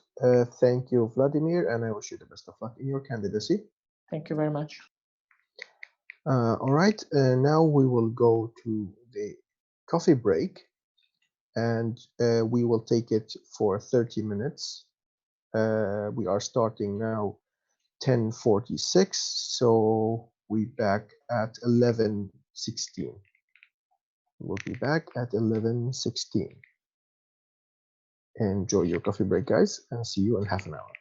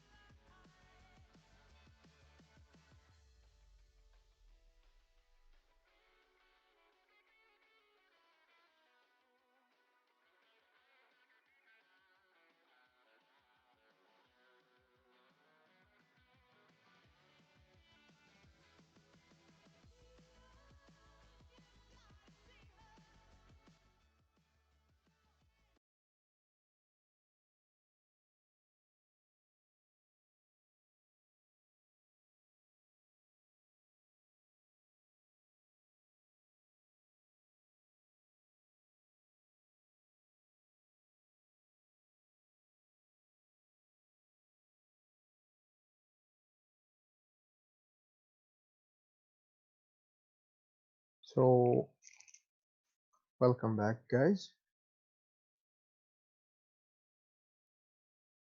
Nice. Now we're going to continue with the agenda, and the next point on the agenda is the candidates for communication manager. Michaela. Yes, do you hear me? Yes. I'll leave the floor to you.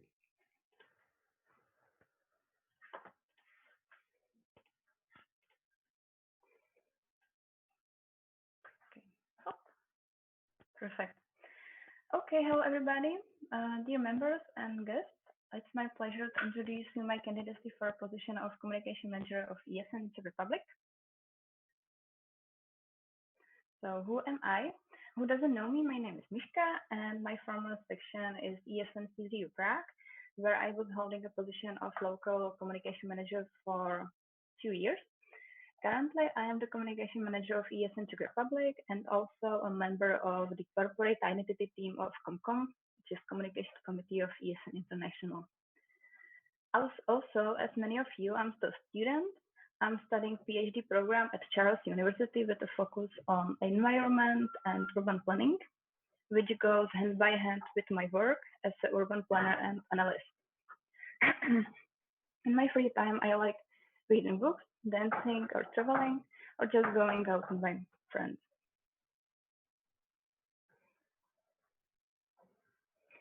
Why me? Basically, I'm ESNing for 3.5 years already, and I still haven't lost my level of my ESN spirit and enthusiasm, which I reached as a newbie. I have already attended many ESN events, and this one, National Assembly May, is the 16th. During these years, I passed through 6 international events, where 2 of them were focused on communication managers. And thanks to that, I gained a proper knowledge, and not only about the CM stuff, but also I'm aware of our network. And as a member of NB, I know how it works, let's say. My huge strength is to be a member of ComCom, so I can share the information related to my position directly from ESN International to our network and find a help from the ESN International very, very fast if needed.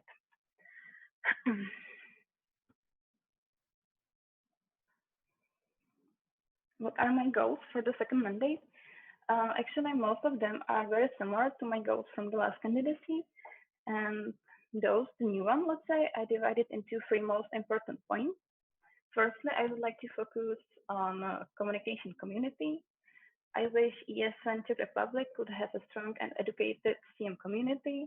And I would like to set up a communication channel where we solve things faster between or within the community, and sections could comfortably share best practices in it. Also, I would like to continue with workshops and sessions shaped into different sections' needs and provide a personal approach to each of them, for example, during the section care. The second goal is connected with CZCom, which is Communication Committee of Czech Republic. And I imagine CZCom as a diverse team and stable team, which could be reached by the same recruitment.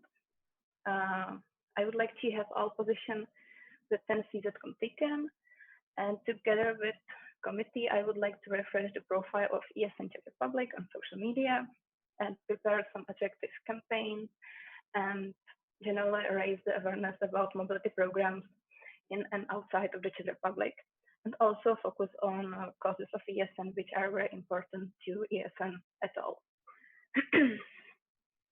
The third goal is about the cooperation within the national board, which I wish to support and foster, because as I realized during the current mandate, it's very important. And if elected, together with national board, I would like to focus on the implementation of the strategy of ESN Czech Republic and step by step move ESN Czech Republic a little further. Of course, there are not only these goals. I have more plans and more ideas, which I would like to start with. So if you give me the chance, I will be more than happy to continue with them. And for now, it's all from my side. Thank you for your support and attention. And if you have any questions, I'm ready to answer them. Thank you, Michaela. And now we are proceeding to the question round. I see on the slide that there's still no questions.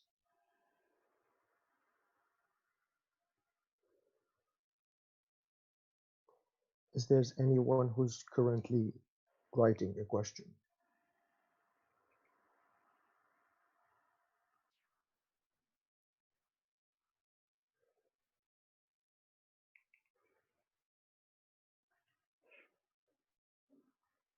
All right, I propose to close the speakers list. If there's any objections, please state them now.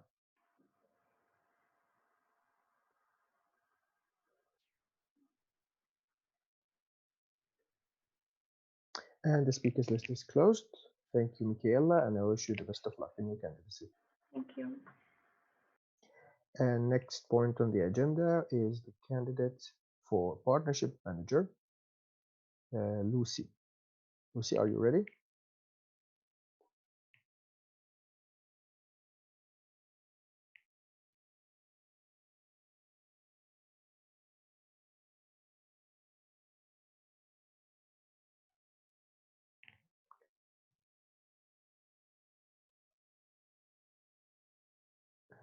Lucy, can you hear us?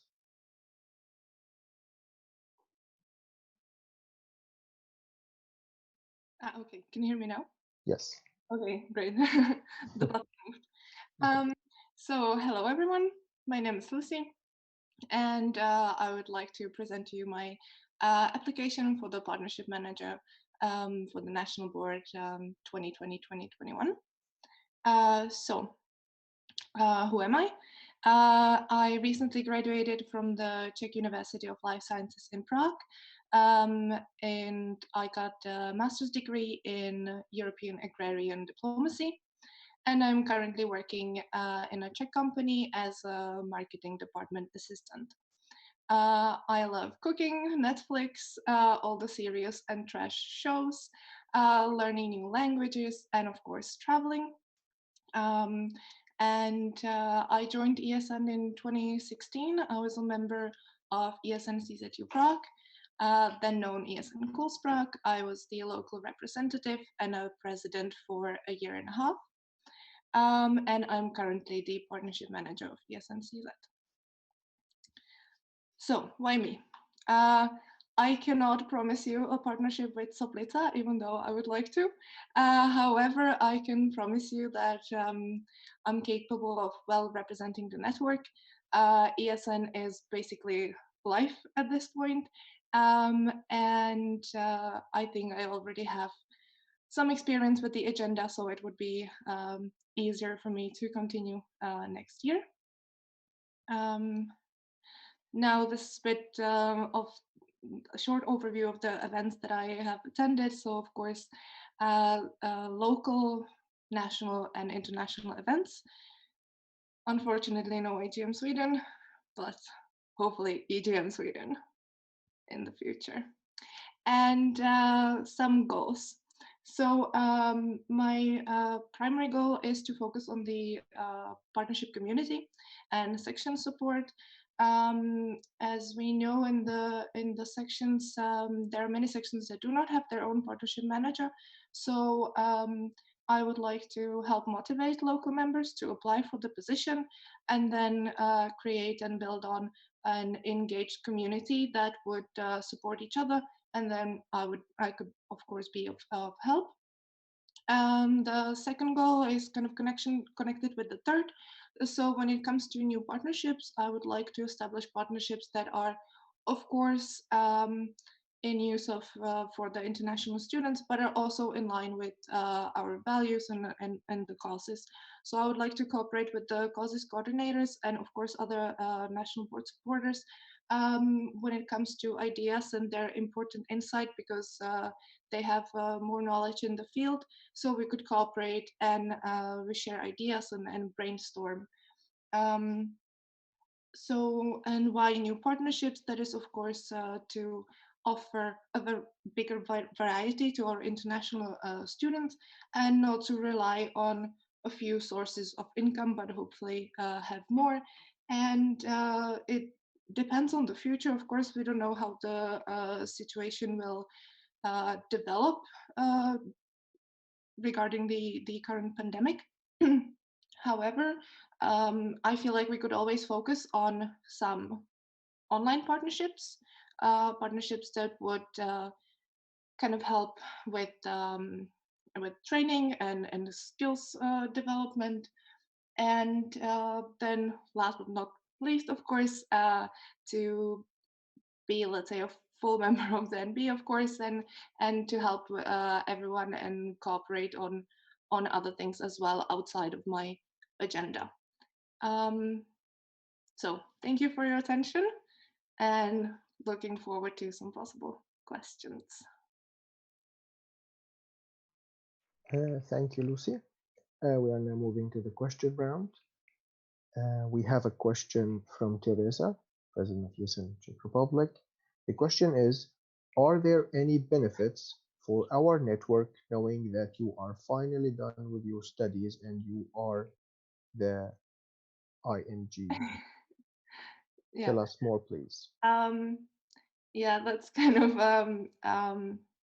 I think we started at our at one of our meetings when I said before my final exams that once I'm done with my studies, everything will be solved and all will be good in the Czech network. Of course, there are benefits. I don't have to worry about thesis and exams, and I now have strict working hours. So that means that I can easily say that like every day after this hour I'm available and I can help with anything possible. So there are benefits, yes. Thank you, Lucy. I don't see any other questions yet. Is there anyone who's currently writing a question?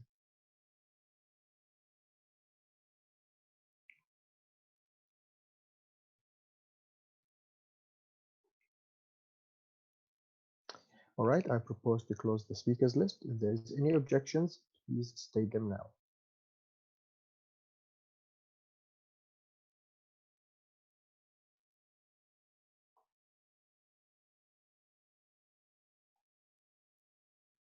All right, speakers list is closed. Thank you, Lucy, and I wish you the best of luck in your candidacy. Thank you very much. Next is the presentation of candidacy for WPA by Adam. Adam, are you ready? Hello, can you hear me? Yes. Perfect. So, hello everybody, my name is Adam and I'll be presenting my candidacy for the WPA of the Czech Republic.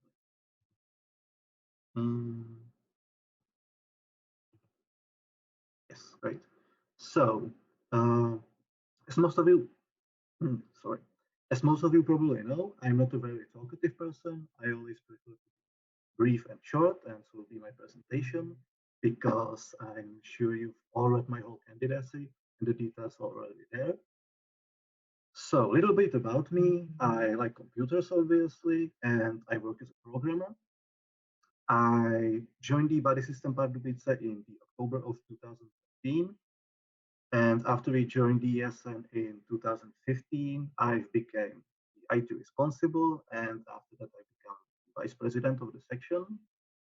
Then I've moved to Prague. And after a break, I joined the ESN UCT Prague.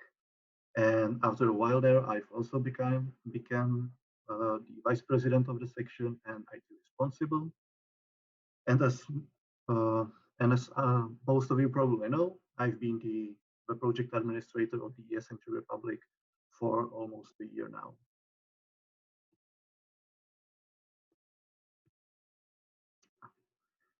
So my goals are pretty much the same as last year. However, I think I have more realistic expectations about them now. Mainly, I'd like to focus on maintenance again. It has been a huge part of my work in my current mandate when I was trying to clean up and simplify anything that I could. Most of it is already done, so I expect to spend less time on maintenance this time.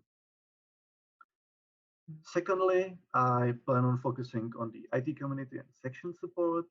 Section support has been something that I've been doing a lot in my current mandate, and I believe it's really important part of the WPA job, since many sections don't have IT people at all. This is something I like to help with. My plan is to help sections with the recruitment of IT people and therefore expanding the IT community. Hopefully, we'll be able to find some developers, which would allow us to continue development of some of our IT projects. Another one of my goals is training. This is something I've been quite unsuccessful in my current mandate. Uh, so mainly I wanted to give some alternatives to all those soft skills at NAs and hopefully hold some IT workshops on a meetup. I hope in my next mandate I'll be able to focus on this goal a little bit more. Lastly, NV business. When I joined ENB, I was quite confused and overwhelmed by all the stuff, especially the WPA agenda, which is really big. And I think I did the WPA agenda really well, and I spent a lot of time on it. However, being in NB doesn't just mean doing your agenda. You also need to work on stuff that's of concern of the whole NB, and I sometimes struggled with that, and I focused on my agenda instead. And this is something I would really like to work on, and I'll hope I will get better at it. So that's it from me. Thank you all for your attention. If you have any questions, feel free to ask. Thank you, Adam. We had a procedural from Tete, but then you were speaking closer to the mic and it was fine. So. Oh, sorry. Yeah, no, it was fine. It was fine. It was just like at the start. All right, now we're moving to the question round, and I can't see any question on Slido yet. Is there's anyone who's currently writing a question?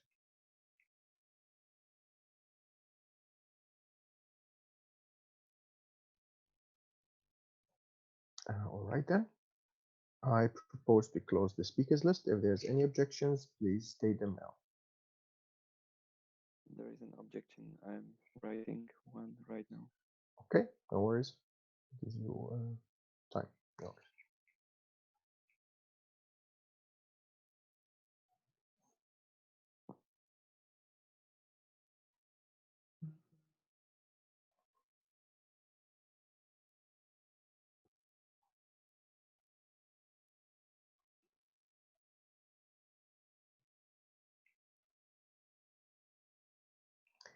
All right, the question from Martin ESNDSPTUO.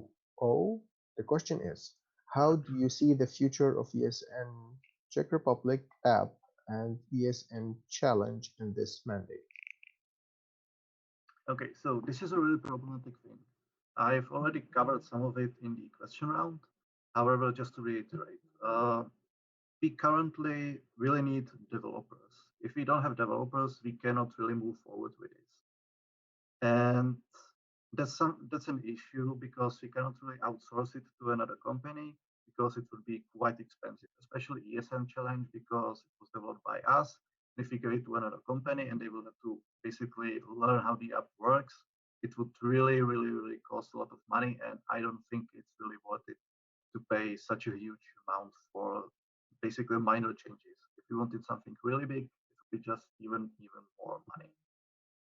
So unless we find a developer, I would put basically the development on hold. All right. I don't see any questions on Slido, so I propose to close the speakers list. If there's any objections, please state them now. All right, we have another question. The question is from Joseph, DNR, he's in Czech Republic. The question is, do you think we could use a partnership with IT company to improve our apps? We could definitely use the training from them because if they can train us how to develop apps, we can develop it ourselves. But the problem is we don't currently have such a partnership. I was really sad to see Kiri go at the start of our mandate. So if we can find another company like that that would like to mentor us and maybe help us with the development, it would be really appreciated. Right, thank you.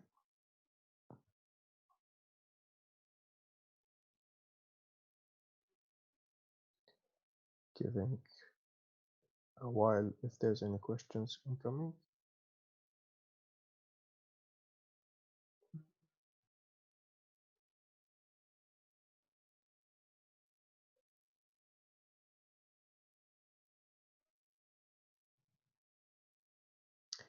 All right, then, okay, we have a question from Cuba ESN UCT Prague. The question is, do you think it would be possible to raise IT skills in ESN Czech Republic community by giving lectures? Question mark. The problem is that not everybody is on the same level of skill in IT, and every minor difference in that is really hard to work around. So we will have to start from the very basics, which would bore some people in the IT community and would already maybe be too hard for others. So this is something that's really hard to manage, but if we manage to find some developers, I would really try hard to help them improve their skills in order for them to be more efficient and help with the development of our project. Right, thank you. Just want to remind everyone to write the number of presentation and to put the question.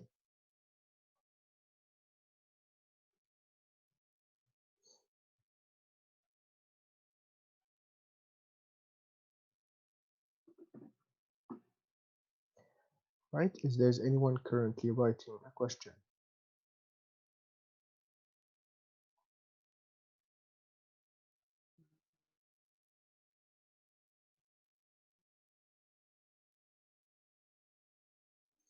All right, I propose to close the speakers list. If there's any objections, please state them now.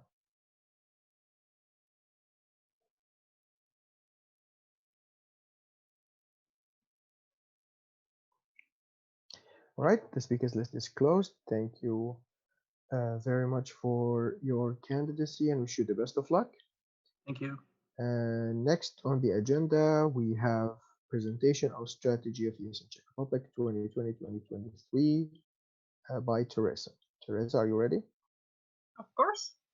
Nice. I'll leave the floor to you. Thank you. We will present this presentation together with Adele, Simcha, and Vicky, and I will do the work of changing the slides for them. And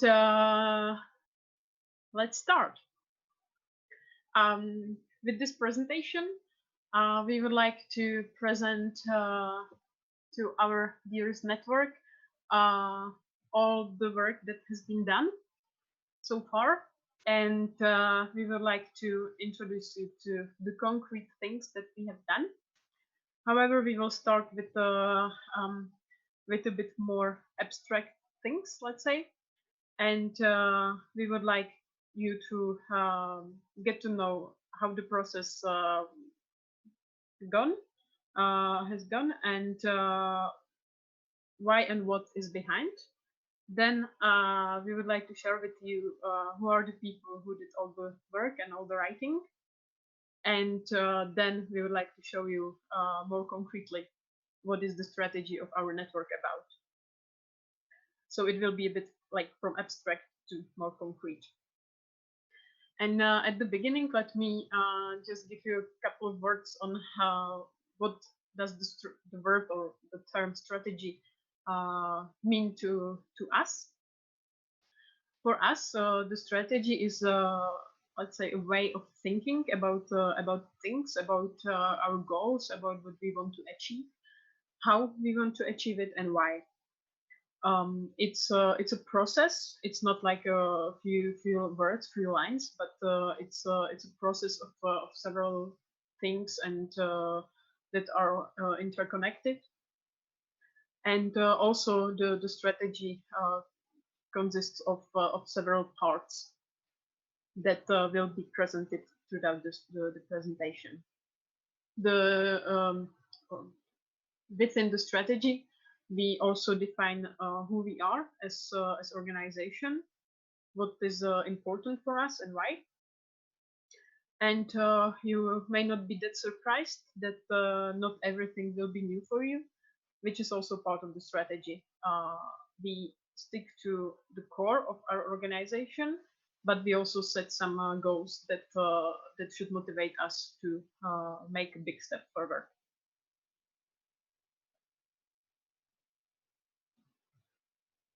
So one could ask, why do we need a strategy? Well, we believe that having a strategy would be a great step for our network to achieve what we wish, to achieve our desired goals and future. At the moment, we do not have one. There might have been some initiatives in past. However, we don't have strategy as such. And if you look back in the previous years of ESNCZ, you could think that actually we have been doing, let's say, like similar things all the time, which is not bad thing, because this is something normal in our organization, that things are going more or less the same way over and over, because people learn also the same things. However, with this strategy, we would like to push to move our network forward and to really make a step that would be meaningful for all of us. Also, during the past years in ESN International, strategy and vision has been set for our organization, and one of the best ways how to fulfill this strategy that applies for all of us is to make our own strategy, pick up what's the most important for us, and define how we're gonna achieve it and how we're gonna fulfill to this vision and strategy that is there for the whole network, all the countries. And another important step that I would like to mention here is that we also mapped the reality of our network, which was an important step, and with that we feel more sure about what we are doing, and we would like to build our strategy on the reality of our network. So what else does the strategy mean to us, or why do we need it? We believe that having a strategic plan is important for us in order to know what we want to achieve and when, and it can help our network to be more consistent, and as I mentioned, eventually make a big step forward. It could be also a great opportunity for our successors to have some guidelines that could show them the direction to take, and also help them to make their mandates more consistent. As I mentioned, the strategy is based on the reality of our network, and it also supports building on what our predecessors have done. So we really took into account all of the things around us, and the strategy is meant to contribute to better transparency, efficiency, prioritizing, etc. in our network. Couple of more questions that we asked and helped us to define why do we need a strategy. We believe that the strategy is also meant for the sections, that each of the section can find something relevant and important for them in the document. And it's meant for the section to understand the main focus of the whole network, also to see some different perspectives that a section could think of about ESN, in order to contribute to better understanding of what all of us are doing. Also to get familiar with their mandate faster, and the strategy is meant to guide or keep the right direction of each of the section. For the national board and possibly the local board as well, to get familiar with our positions and mandates at the beginning of our mandates, because it often happens that we are in the mandate, and after like 5 or 6 months, we can say, yes, I am in the position now. So we kind of like lose a couple of months by just getting into the position. So the strategy could help with that. And our motivation for having a strategy is also to ensure that we do things in a sustainable and continuous way, because often we forget about things that have been done, and something is just lost during the transition, etc. So the strategy should support all of this. And as I already mentioned at the beginning, by this strategy, we want to contribute and fulfill the strategy and vision of ESN International too. This was one of the first questions that we asked, like why do we need a strategy? And another one was a question that we asked our members, and that's, what do you wish for ESN? Because knowing what the members wish for the organization is one of the most important things, and then we can pick the most relevant and realistic things and do our best in order to fulfill them and make the wish true. So I would like to present a couple of them. When we asked you, you answered to us that you wish for ESN to be an organization where the members can gain and develop skills in their professional and personal life, which could be valuable for them in the future. We also wish the section cooperation to work well and to be a living organism. And we want our sections to cooperate on meaningful projects. We also want to communicate towards our stakeholders and also people outside of ESN in a logical way, and by always keeping in mind what we are doing and who we are doing it all for. We want our organization to be the one that makes a difference in society by organizing our events. We also want our newbies to feel part of something bigger. And we also want to be an organization that is open to all the international students and provide them with quality services and activities, and also make their exchange an unforgettable memory. We also believe that one of the strengths of our organization is leadership. We also wish for our members to be able to give and receive feedback, and we wish for them to be willing to learn from the mistakes.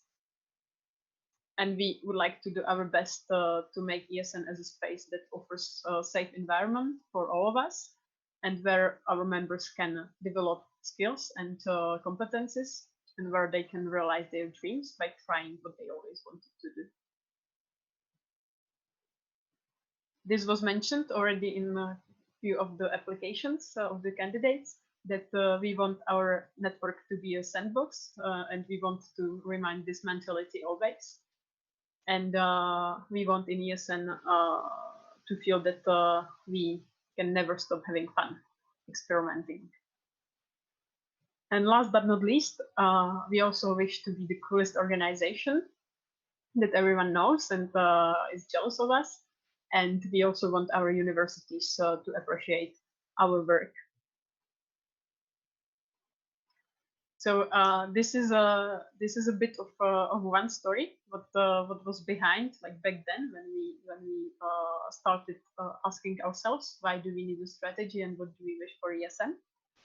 And now I would like to continue with a little bit different story that will tell us what's behind, who are the people that did the job, and how much time we actually spent on working on the strategy. So last mandate, there was the national board 2019, and with this board, with these beautiful people, we started discussing if it would be a good idea to also come up with a strategy for our network. As I mentioned, last year it was full of strategic thinking in the whole network, in ESN International, in other countries. Everyone was just creating their strategies, and it was and it is a big topic. We felt kind of like motivated to also try it, like why not? And we tried to find out why it could be important for us. And when we find where we found these answers to these questions, we were sure that we also want to define a strategy for our network. So during this mandate, it was more or less about finding the why and getting familiar with the idea of defining the strategy. And then we created a working group that you can see here. The beautiful people. There are 6 of us who are part of the working group. And these people are here since last year, since June 2019. Since then, we thought ourselves, all right, guys, we're gonna be the working group. We're gonna be the people who will motivate each other, and we will make this done. So we have Joyce, who is currently the main auditor of our audit committee. Then we have Simcha, who is the current education officer. Angelka, who is the candidate. What can I say more? Vicky, who is the current treasurer. Then myself, and Peppa, who is the current national representative. And of course, there is the current national board as whole, who contributed and is contributing to the whole process as well. We, as a board, we contributed by mapping the network, creating a couple of documents, asking the sections how they are doing in the fields that we are responsible for, etc. I just lost one of my slides here. Cool. So these people are here to consult and to provide provide us with the current information that we need when it comes to the strategy. And then we have 3 more people that I consider important for the process of the strategy, because they were there when we needed. There is Robert, who is one of our alumni of ESNCZ, and he provided us with, let's say, external help when it comes to strategic thinking, especially at the beginning. And we consulted with him how to do strategy, what takes to take, what steps to take, and what to consider when creating such a thing. Then there is Kuba, who is a former local president of ISCC2 in Prague, who provided us with a really, really valuable feedback on the whole draft of the strategy. And we really appreciated his point of view from the perspective of a local member. And then we have Lisha, who is the current grants advisor. And Lisha helped us a lot in the final phase, let's say, in the last days, as he also understands the topic of strategy and strategic planning. And he helped us explain some of the terminology, and also contributed with great ideas. So these are the people behind. So thank you very much. It is a lot of fun to work on that. However, it's not only about these people. It's also about some of the others, as you can see on this picture. On the right here, we have our alumni. Some of them, not all of them. And here I would like to mention what else has been done.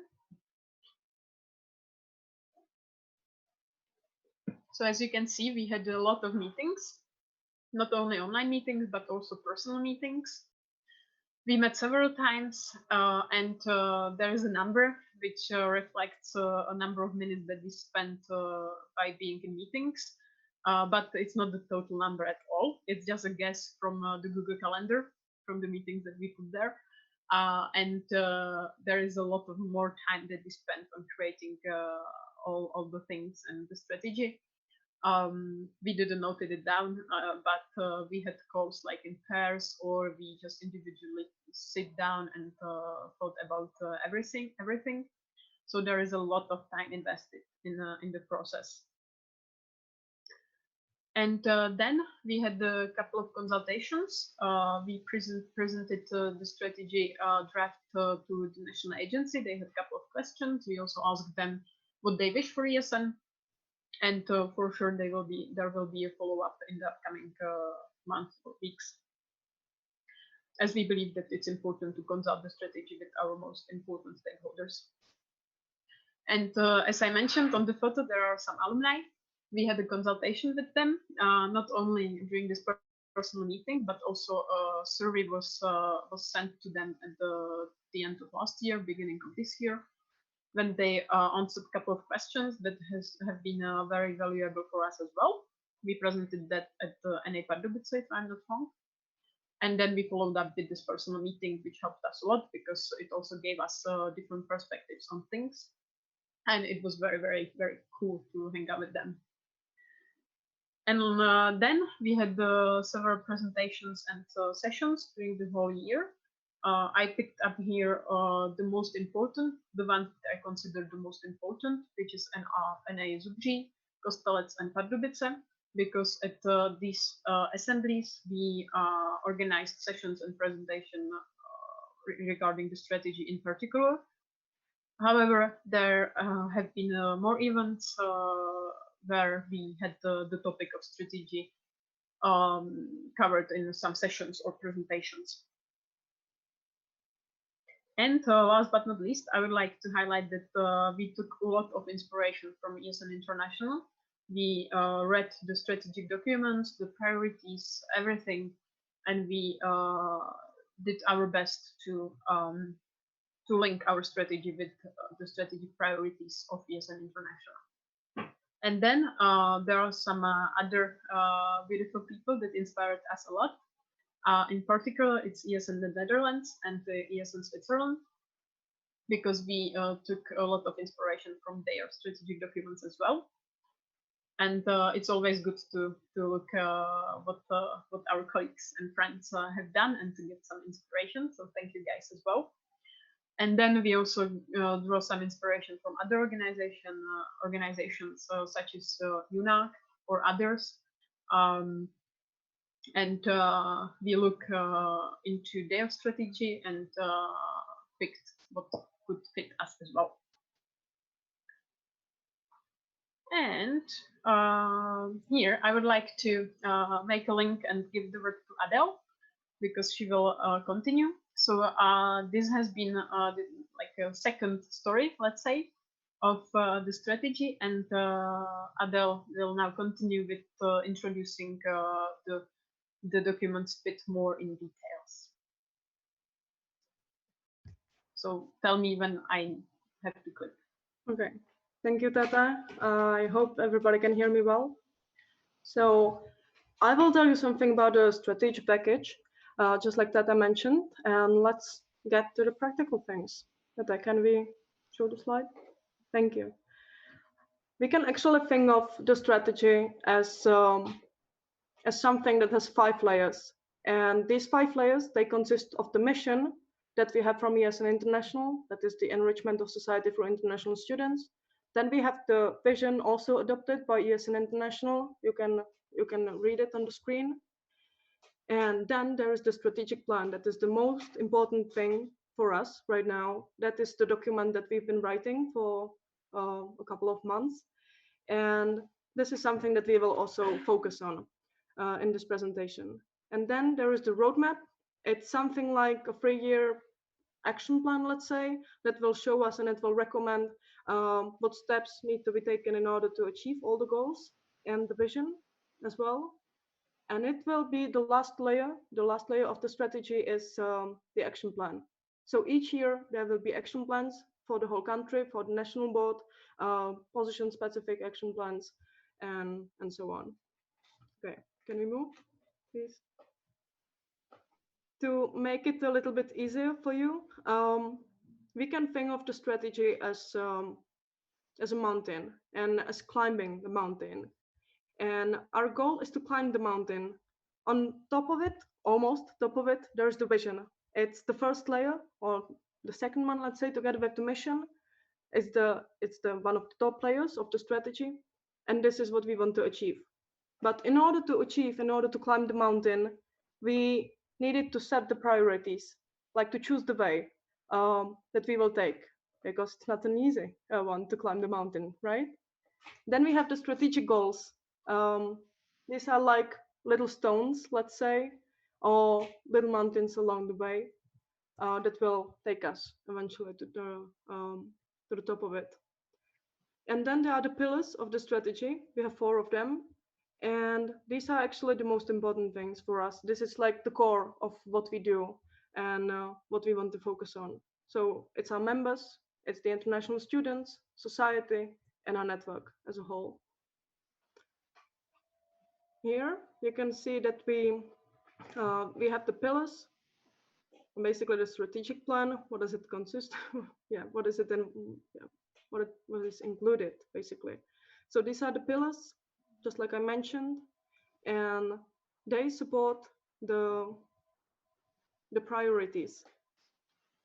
And these priorities, as you have already seen, are the human resources, network operation, activities and services, and advocacy and stakeholders. So the priorities is something we would like to continue with right now.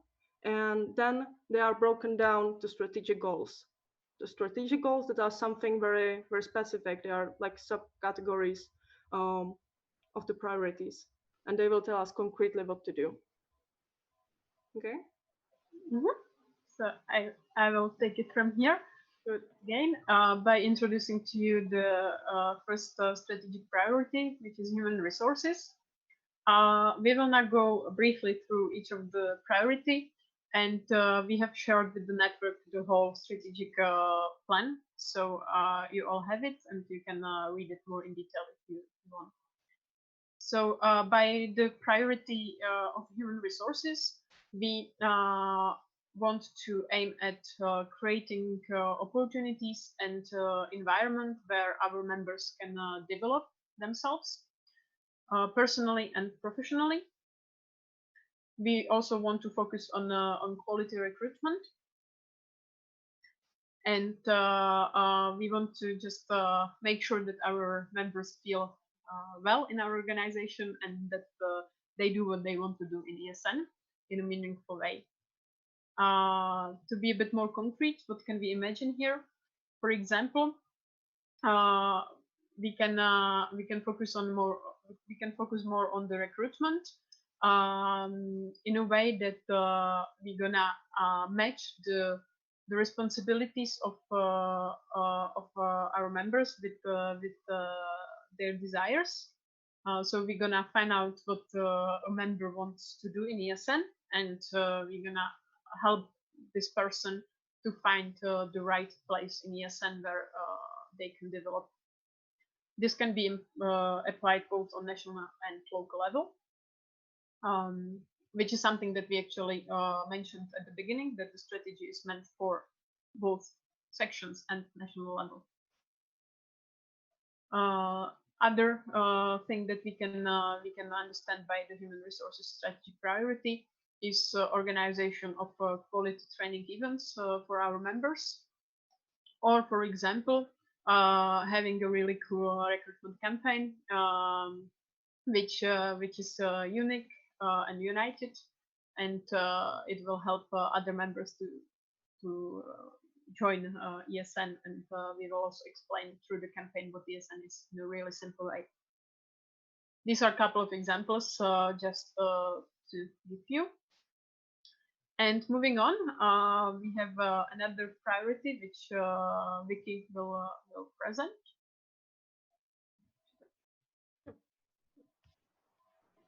Hi, so the next one is network operation. And what we meant by this one is there are four sub goals. My favorite one is the developing the culture of our organization. What we meant here is that we want to be honest, we want to act transparently, we also want to have a common sense because we are just a student organization, so maybe there's no need for bureaucracy, but at the same time there are some rules that should be respected so that this whole thing doesn't backfire. Also, we would like us to keep our values and our causes in mind in everything we do, meaning like just let's not be hypocrites because we keep preaching about them, but maybe we should also act upon them. The second one is about knowledge transfer. Uh, we generally want to share our best practices more because that's why we are here. So we want to provide opportunities to do so wherever we can. We also want to write, for example, cookbooks that people will actually want to read. We also want people to know where to find those cookbooks. And we want to have everything uploaded because we have Google Drive, we have Confluence, we have everything. So we want everyone, even the local members, to actually use it and to have a reason to use it. Also, we want to develop an effective organization structure of the network. What we meant here is we want to be flexible. So, for example, when you have, I don't know, 5 lawyers in your national board, maybe you don't need a legal supporter. Or we want to have everyone to have our positions to be have an optimal workload so that we are not overworked and we don't need to be workaholics. Also, one of the things that belong here is that we want to make sure that our sections that there are tools for our sections to be represented, also both in the ESN Czech Republic, but also in the ESN International. We want to be heard in ESN International where it's needed. And the last one is improving the financial system sustainability and smoothing the financial management. What we meant here is to think more about what we spend our money on, to be prepared, just basically not to go bankrupt. Also, not to be afraid of grants. So we want the national level to be here for the sections to be helpful, to help them with the grants, because I think it's something that the sections are just not exploring, and it's a shame.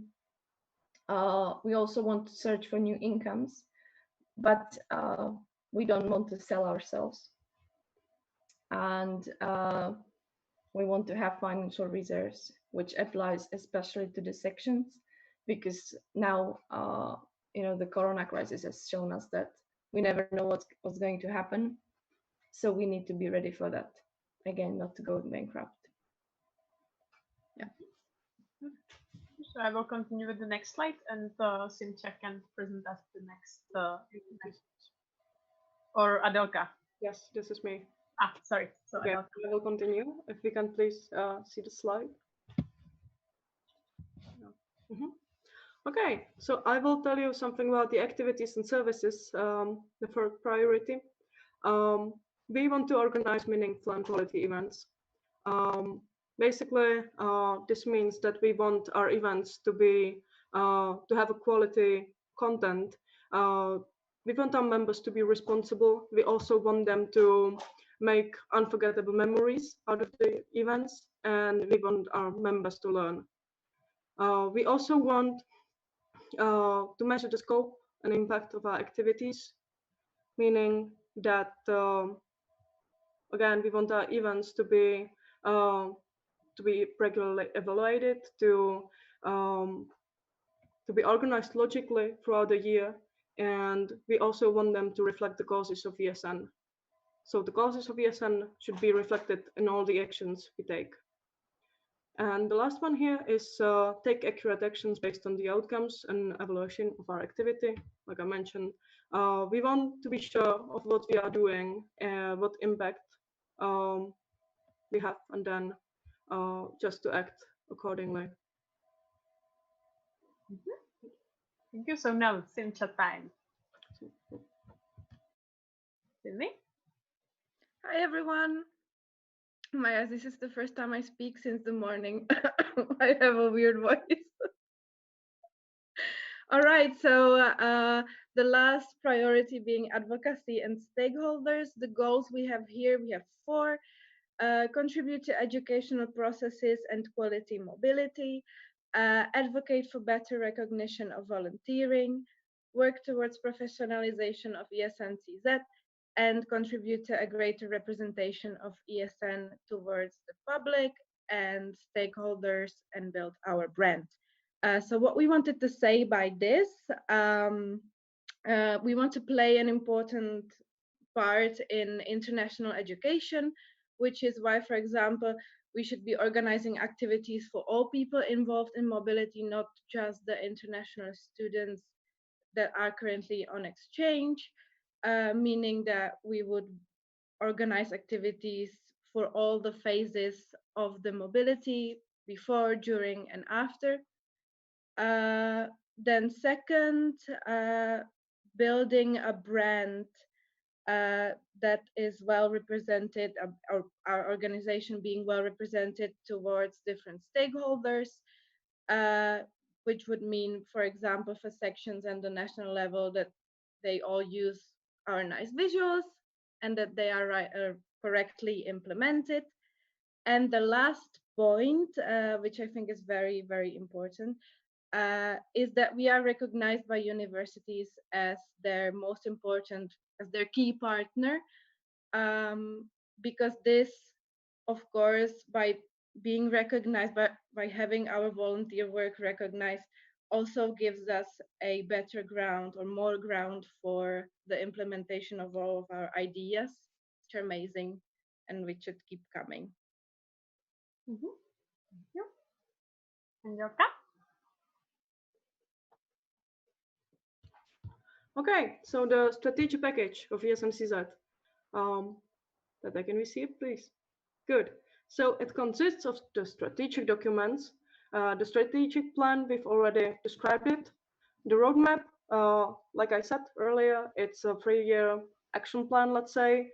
It should be like a framework for us, and it should also help the future national boards to create the action plans. And there will be, well, some milestones, let's say, highlighted. Then there are the concrete action plans. Actually, right now we are working on the future action plan for the next board, and there will be more of them. Then the process description. It's basically a document that will describe how we should proceed, how we should fulfill the mission and the goals and everything, the priorities. And yeah, good. And then there are the additional documents. These documents, they actually really helped us along the way. And thanks to them, we created the strategic document. So it's like a complement to it. The personas, we imagined a few, let's say, people. We describe them and then we use them to learn and to know what should they need. Then we analyze the section questionnaire in order to know the section's reality, as well as the SWOT analysis of the sections, which helped a lot. Thank you, everyone. Send it to us. And then we've also done the ESMCZ SWOT analysis. So these are the documents that should help also to the future boards, and both to national and local boards. And yeah, let's keep it updated. Good. All right. I would maybe just like to add that these documents are part of the strategic package, and everything will be shared with the network. We are finalizing the documents, so it looks nice, and some of them are not done yet, so everything will be done in the upcoming month, which is something that takes me to one of the last slides. And question that you might have in mind is what's gonna be next. Like, okay, we know that the most important thing is the strategic plan.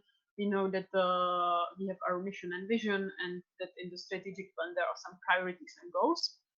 But what should we do now? So we will welcome any comments from anyone who wants to share anything with us on what you have heard, what you can read in the documents. We will also organize at least one online webinar during the upcoming weeks or months.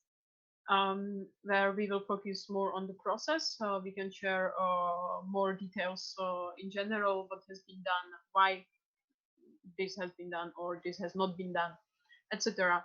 And there will also be enough space for all the questions that the members can ask. So this is something that you can count with. Maybe there will be one, maybe there will be 2 webinars. We will see. We will also complete the process description and the roadmap.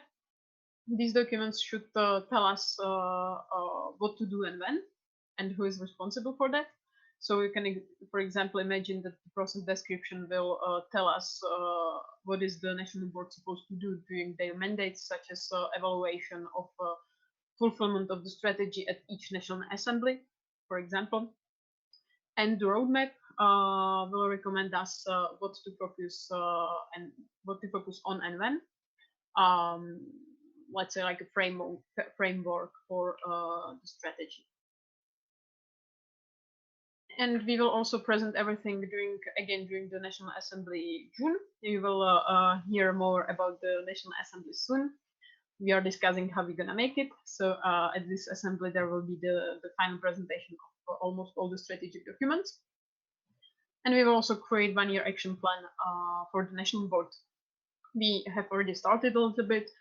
After some of or all of the board maybe will be elected today, we will continue working on this action plan, and hopefully we will complete it during our transition or during the first days in July, and then the action plan will be presented to the network. So these are the steps that that we will take. There might be more. I just highlighted the most important ones, and at the end of the presentation, I would like to just wrap it up by mentioning that the strategy is an important thing that can help our organization to grow, to move forward, that can shape our future steps and tell us what direction to take. However, it's important to know that the strategy is something that is not like a fixed and there is no other way to go. The opposite, if the situation requires, we should be able to adjust it. And the strategy should still, like, you know, tell us what direction to stick to, what direction to take. However, the way how to get there can change for sure if the situation requires.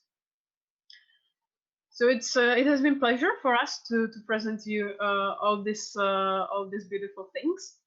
I'm sure that we haven't covered everything because there is a lot behind. So we now have a couple of minutes for your questions. We can have a little discussion if you want. And yeah, let's do that. Thank you for your attention.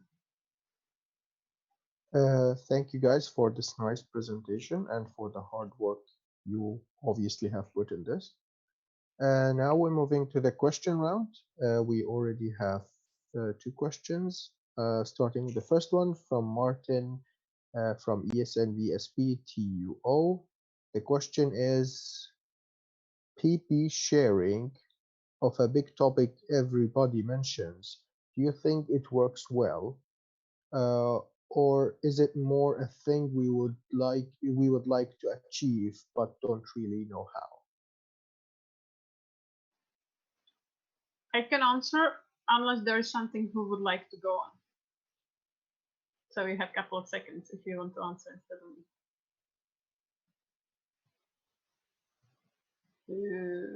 All right, then it's me.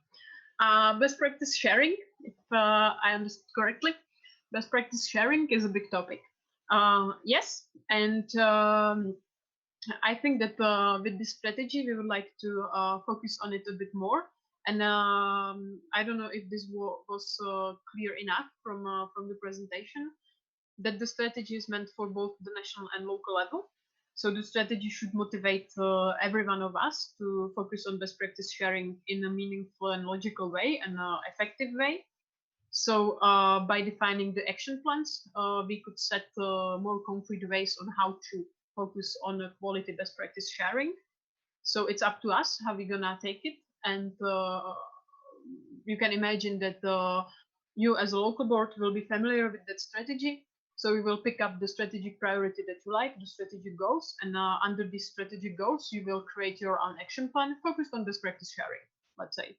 Or, for example, let's take Prague sections or Ostrava sections or Brno sections or any sections that the cooperation makes sense. So you all together can create an action plan on how to foster best practice sharing. So I think that it's something that we might be struggling to tackle. However, if we really sit down and think about how to do it, we can achieve it. I hope that I answered. Okay, thank you very much.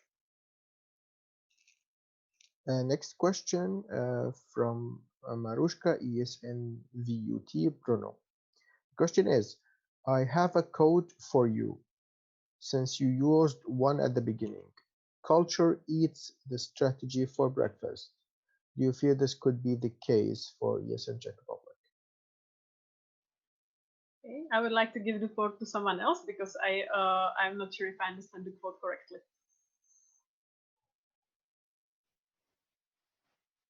Angelka, would you like to answer? Or maybe Marushka could explain us the quote. Yes, actually, I was about to write a reaction because it was really not possible to fit into the little amount of marks. So basically, I meant if you do realistically believe in the strategy, that it will be fully accepted by the sections, that it will be well communicated, and that the active members will be able to relate to it. If I must be concrete, then you mentioned, for example, organizing meaningful and quality events. So do you expect no wild parties for Erasmus students? Mm-hmm.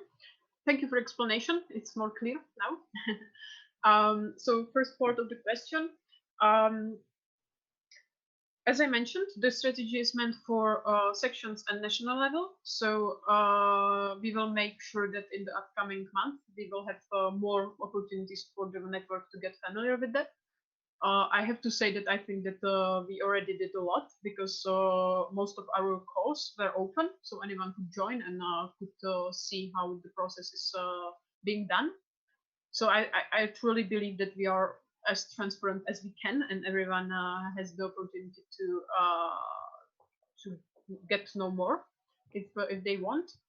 And in the upcoming weeks and months, we would like to have these webinars where we can talk about it more in detail, because I completely understand that this a presentation is a summary. It's not an explanation of everything. So this is what we are planning to do. And I believe that if we want, we can see what we need in the strategy. It's about to being open to what we are proposing, and if anyone has any complaints or comments, we are more than curious about them. And as we have been mentioning it all the time, we are creating this strategy together. If there is some problem or something, it can be definitely tackled, and we can figure it out. When it comes to the second part of the question, could you repeat? I don't remember. You mean the part where I was giving the example? Yes. Yes, I mentioned one of your, I would say, sub goals, organizing meaningful and quality events. And I reacted in a way, do you expect no wild parties for Erasmus students to be organized by sections? All right, thank you. Well, it's up to the section, right? However, what we wanted to highlight here is that, or yeah, Adolka, do you want to answer? I see that you have a reaction. No, sorry. Actually, you can finish this, and then I would like to add something to the previous question. Perfect. Thank you. So when it comes to that, by mentioning and explaining our pillars and the vision, etc., that we would like to make changes in society, that we would like to act according to causes of ESN and according to our values. This is what we really would like to encourage section to do, to organize their events aligned with the values and causes of ESN. However, it's for sure that the sections will organize wealth parties for their international students. This is something that we do not want to abolish, or we don't want to change. It's up to the sections how they will handle that. What we want to like foster more are these kind of things that I mentioned, related to causes, related to positive change in society. By the strategy, we also highlight the health and well-being of our members, which goes in hand of the kind of activities that we are organizing. I hope that it's more clear now. So, Angelka, you can add. May I? Yeah, Okay. sure. I would just like to go back to the previous question for a second, because I think it's really important to stress the main thought behind the whole strategy. It is not something compulsory for the network. It's here to show the direction and to help us fulfill the mission and the vision of ESN. And this is also something, just like that I mentioned, that we all have been working on. And it is up to the network if you guys accept it or not, and if you act according to the strategy or not. So this is our responsibility as a network, and it is not. It's here just to show the direction. It's not obligatory. That's it. All right, thank you guys. Next question from Martin, ESN VSE Prague. The question is, are you planning to add the strategy into our SOS so it is a commitment for next NPs? Thank you for the question. This might change, but at the moment we are not planning to put it directly as it is in the SOS. However, we would like to maybe adjust one of the standing orders when there is the national board position, and we would like to maybe somehow highlight that the national board is responsible for fulfilling the strategy or acting in harmony with the strategy or something like that, because at the moment it's if I'm not wrong, it's only under the president part. So this is one of the things that we are considering. And also what we are planning to do is to complete the process description.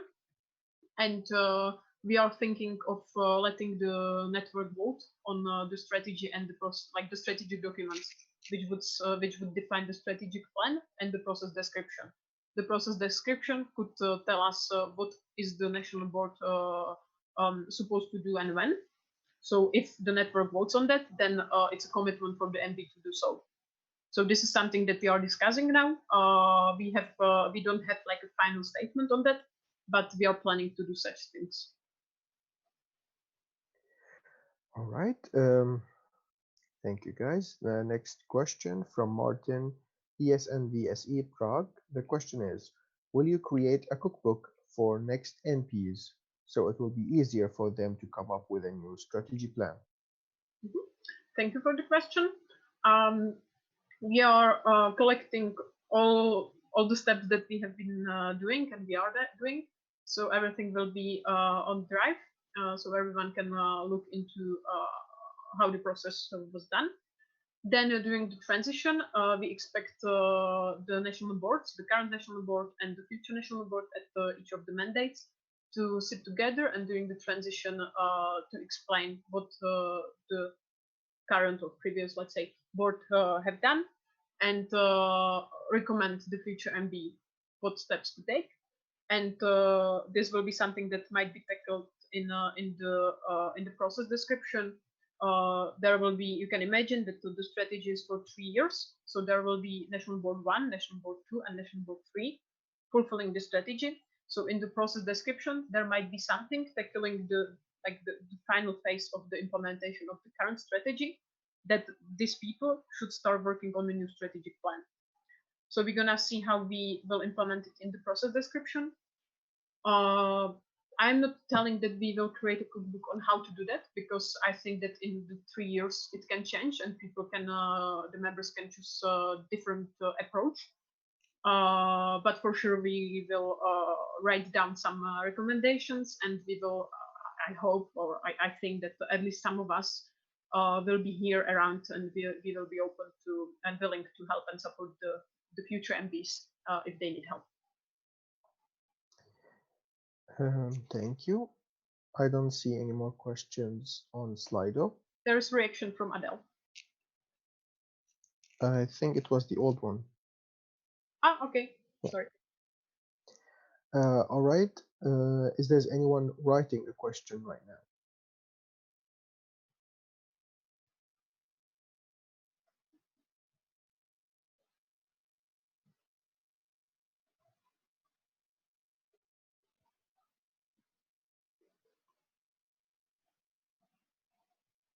All right. I propose to close the speakers list. If there is any objections, please state them now.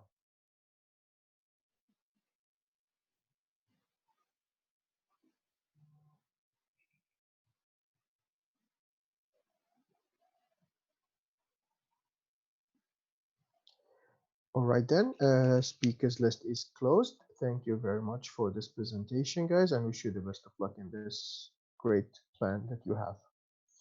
Now, just thank you as well. And for the network, feel free to approach us at any time when you want to ask something. Thank you very much. sure. All right, now we have the lunch plus section time, and we're gonna have it. We're gonna extend it a bit since we have bit of time extra.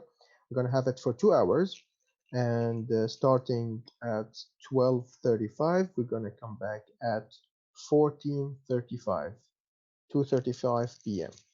Please be here on time and enjoy your lunch and section time. See you later, guys.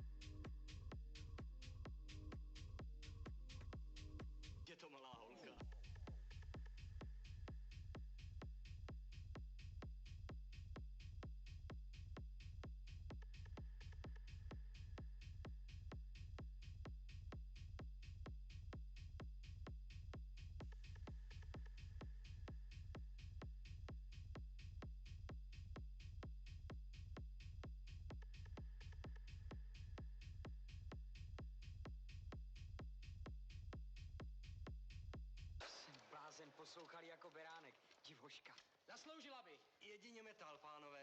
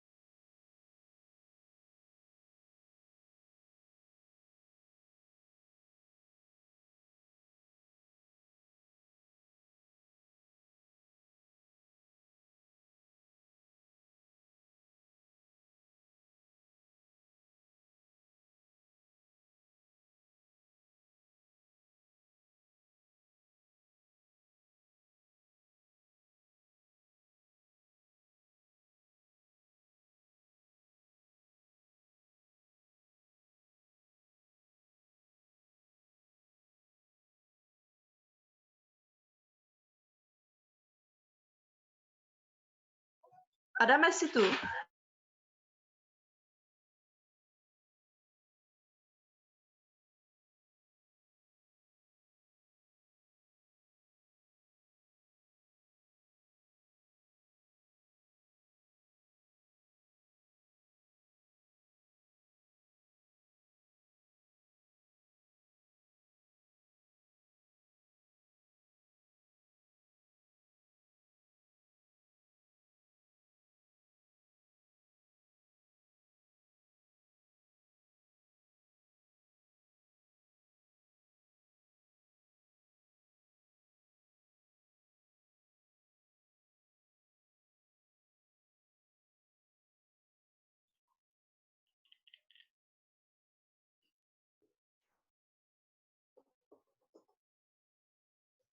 Hello, Taha.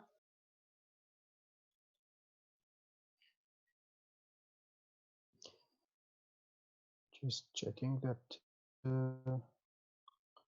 all is ready. So yeah. All right then. Nice. Welcome back, everyone. We'll continue with our agenda, and we have a couple of more presentations, and then the voting session, and we will be closing afterwards. So next up, we have National Erasmus Games evaluation of the event, and it's going to be from Martin, President of ESN VSBTU. Oh, are you ready, Martin?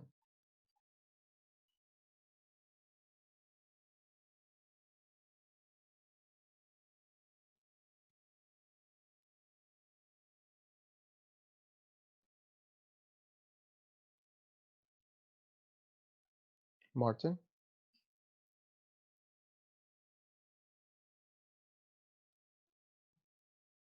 Okay. So, hey. Hello, everybody. I would like to present you International Erasmus Games 2020, which were held in Ostrava. It was the national round of the International Erasmus Games. So it happened at 29th of February and 1st of March 2020 in Ostrava at VSB Technical University of Ostrava. So yeah, there were some things that were not that great. It was mainly the date because it was just honestly too early in the semester. So not many sections, especially those who don't have that many Erasmus students who are in their university for the whole year, couldn't attend and were not able to choose the participants. And it was also harder to organize with less participants, and we were pushing all the deadlines to the maximum extent so that we would get as much time as possible for the sections to have their local rounds. And unfortunately, we didn't manage to have a t-shirt, which was also determined by the date and uncertain number of participants. But there were some great things, and that was the date. This really unfortunate thing that in the end allowed us for this event to happen. So we were kind of lucky for this because 1 week afterwards, all the events for more than 30 people were banned by the government. The participants were really great. The sports competition were awesome. The teams were really well cooperated and they were really good in their sports. And we had a really nice warm-up room for the participants to prepare for the main competition. These are our beautiful teams, the futsal teams, and the basketball teams, and the volleyball teams. Some numbers, here you can see the budget. There were 80 participants, approximately 15 members of the OC, 5 sections participated. The participation fee was 1,200 Czech crowns. In total, we had 272 portions of food, many kilograms of fresh fruits, many liters of fresh water, and also a lot of liters of coffee and countless memories. And I would like to use this opportunity to thank you, ESNCZ, for the support of the event in financial way of 4,500 crowns. What we were proud of? We are proud of the participants. We are, of course, proud of the winners.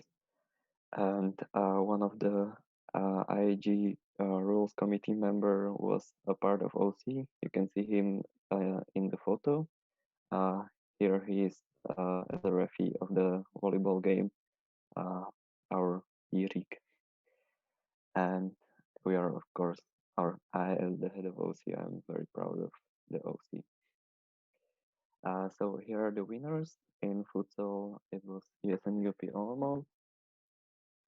In basketball, it was ESN VSBTU Ostrava. And in volleyball, ESN Liberec.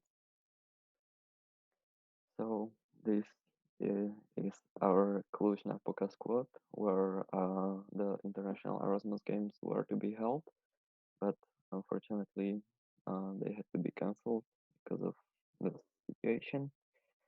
So we would have this to represent us, these beautiful people, to represent us in Cluj-Napoca, the Czech Republic, on the international round. But unfortunately, it's not gonna happen. Vrtule, a very responsible place. I'm sure you all who have been to Ostrava, you know the place.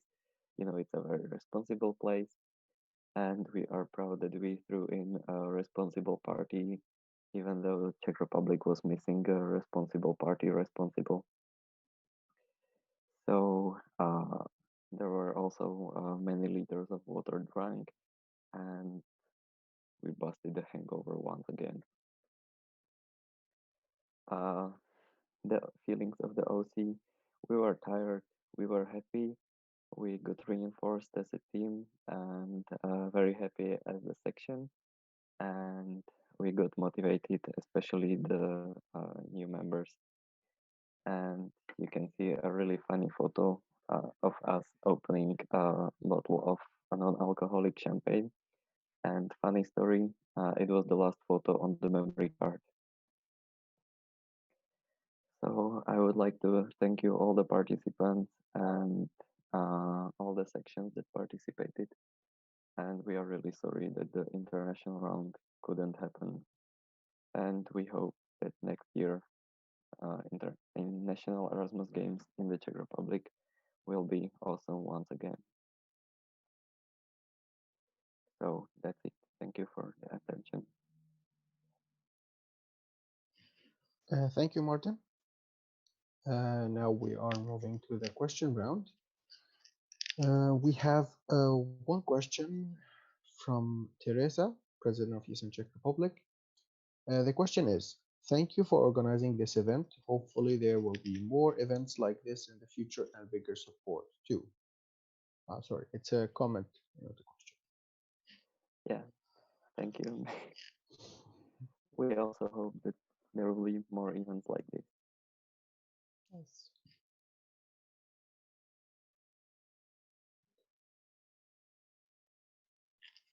Anyone is currently writing a question or would like to give a comment as well, we'll also have the space to do this as well.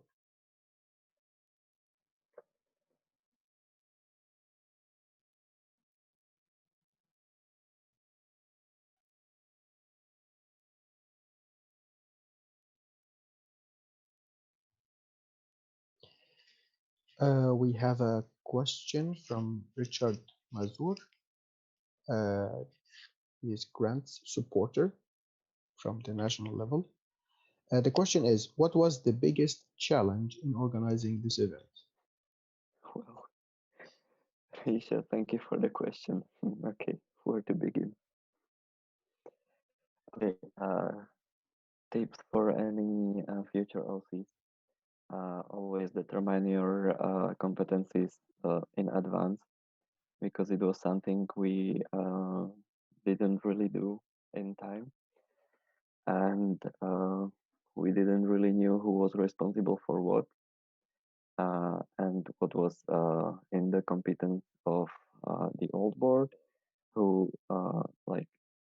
mm, accepted on organizing this event, and who was in competence of the new board who was to organize this event, and who was what things were in the competence of National Erasmus Games coordinator, uh, which was kind of tricky because even the national level didn't know if it should be the national events coordinator or a special function for this as a supporter.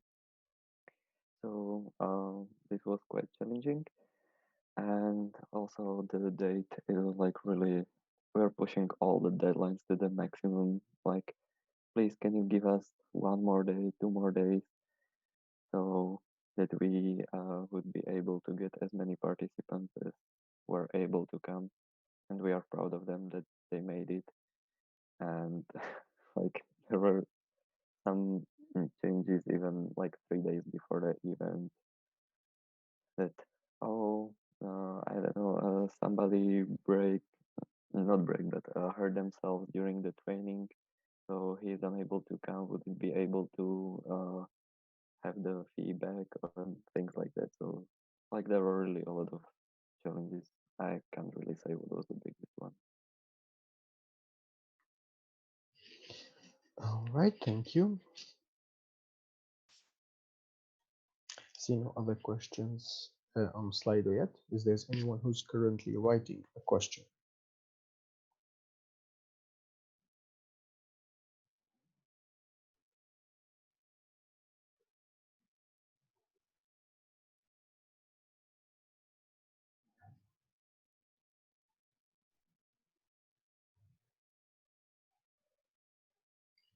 All right, then I propose to close the speakers list. If there's any objections, please state them now.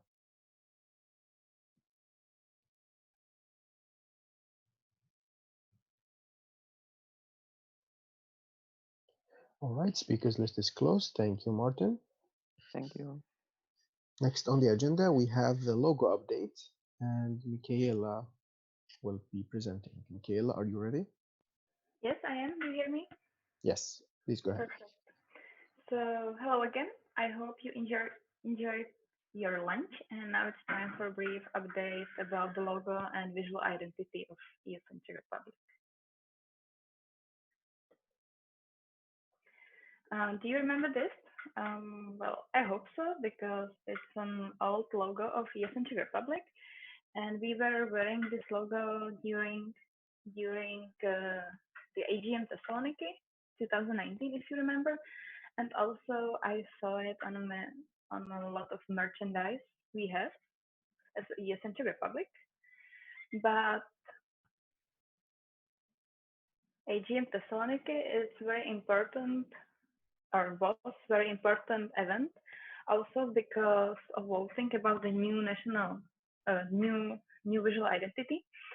And after that, hey, where's my presentation? Thank you.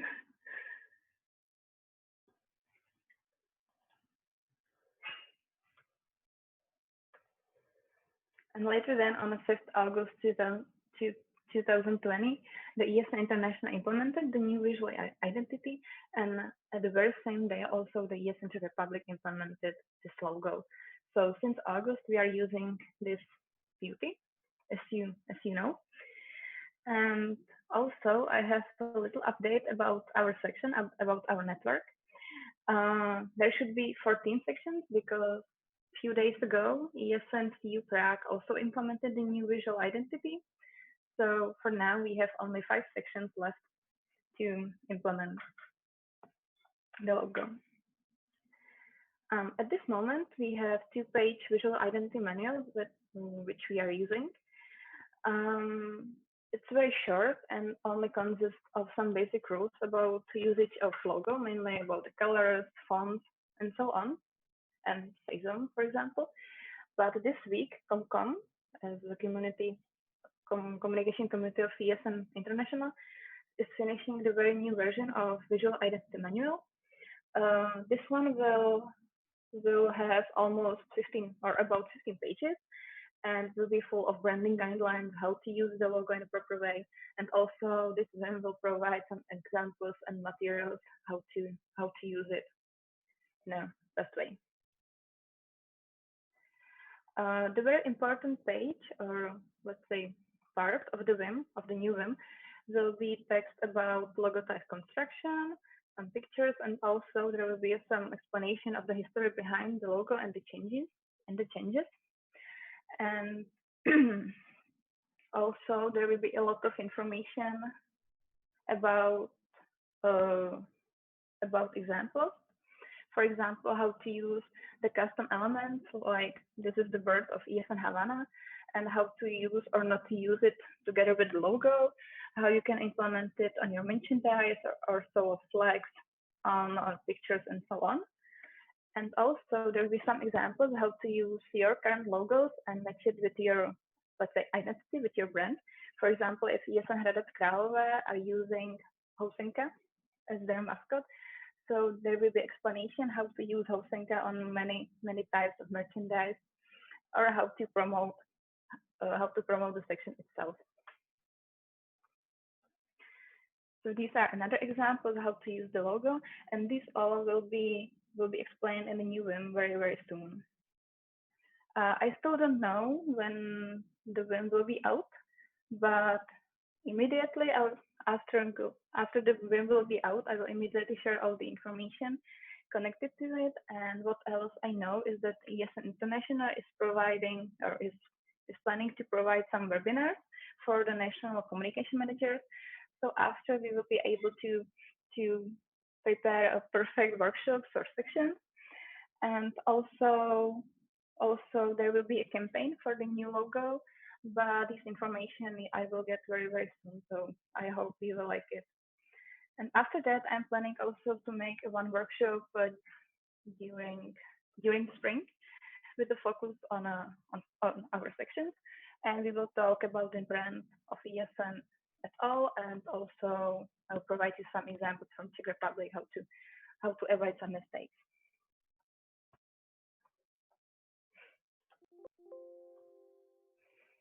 So that's from my side.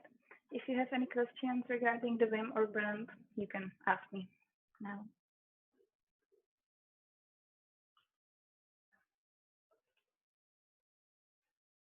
Thank you, Michaela. I'm just waiting.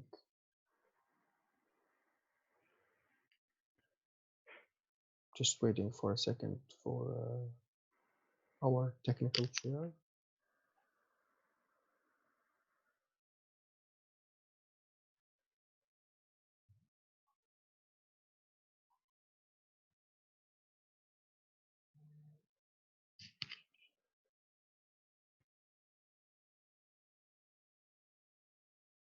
All right, nice. So thank you, Michaela. Next, we have now the question round. And on Slido, I don't see any questions yet. Is there anyone currently writing questions?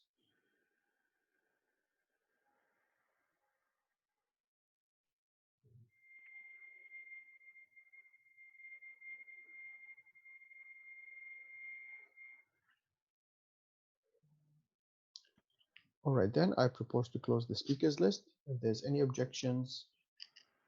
Oh, we have one. Yes, we have one.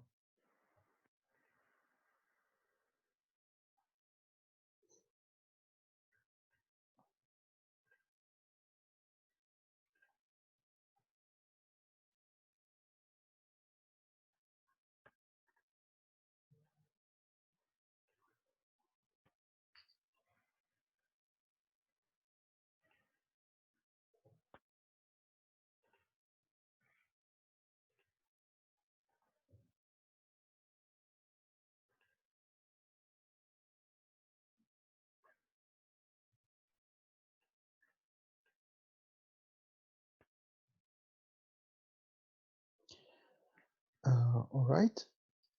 The question is from Gabriela, the Vice President of ESN Czech Republic. The question is, are you planning to implement this to some possible national merge? You mean like if I wanna implement the new logo for new merge as we don't have, or Gabriela?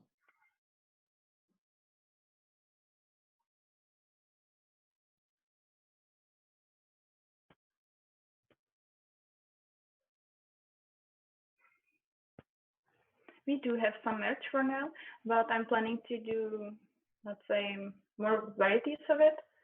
And but after the new one will be out, because for now I'm not sure what can we do or we can, because the two-page Vim it's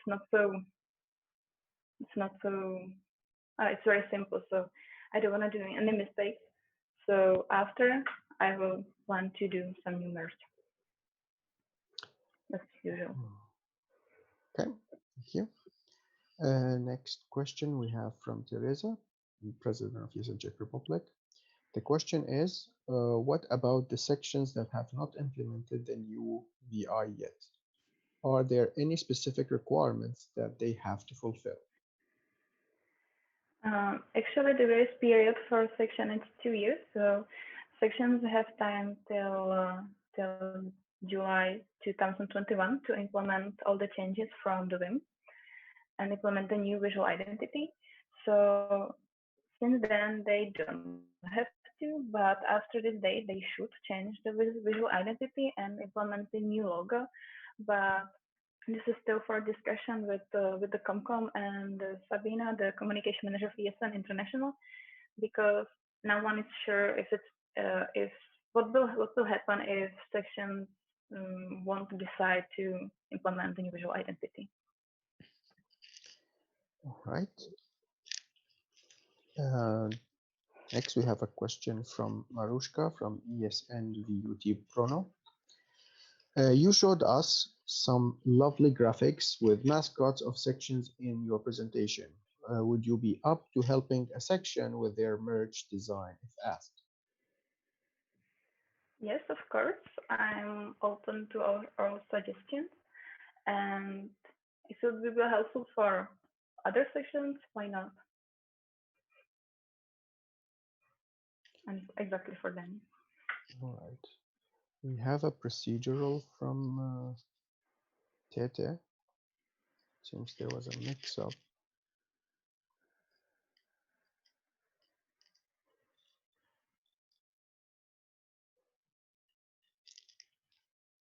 Tete, can you send the question again?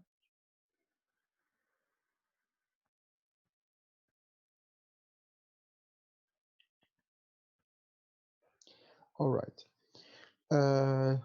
Question from Teresa, National President of ESN Czech Republic. The question is, do you plan to introduce an official mascot of ESN Czech Republic?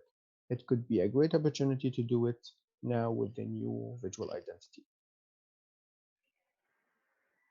As far as I remember, I'm not aware if we talked about a national mascot, but why not? It could be pretty fun if we decided to somehow show up with something, because a lot of sections have mascots. So why not ESN Czech Republic have also one? So it's about the discussion. Thank you. And yeah, that was the last question. Is there anyone currently writing question?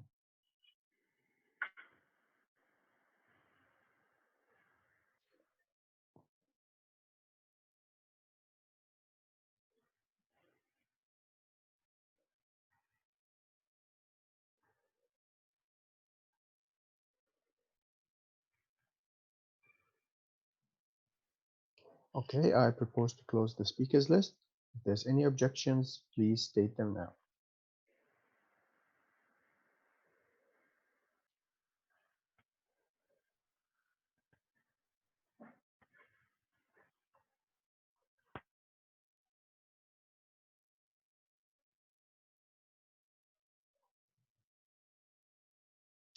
All right then, speakers list is closed. Thank you very much, Michaela. And moving to the next point in our agenda, it is the partnership update from Lucy. Lucy, are you ready? Yes, ready. Yeah, I'll leave it to you. Thank you. Okay, so I've just prepared a really short update about what's happening in the partnership universe right now in ESN. So just a short summary. Control. Yeah, okay. So as you know, our most important and biggest partner is Vodafone, with which we have the prepaid SIM cards.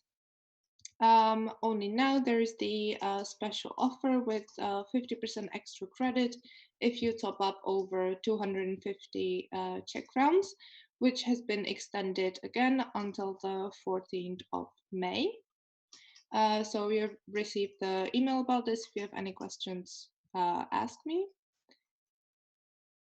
Then we have Flixbus, which is now the international partnership, but there is still the 10% discount, and the vouchers are available on the esncard.org page, same as before.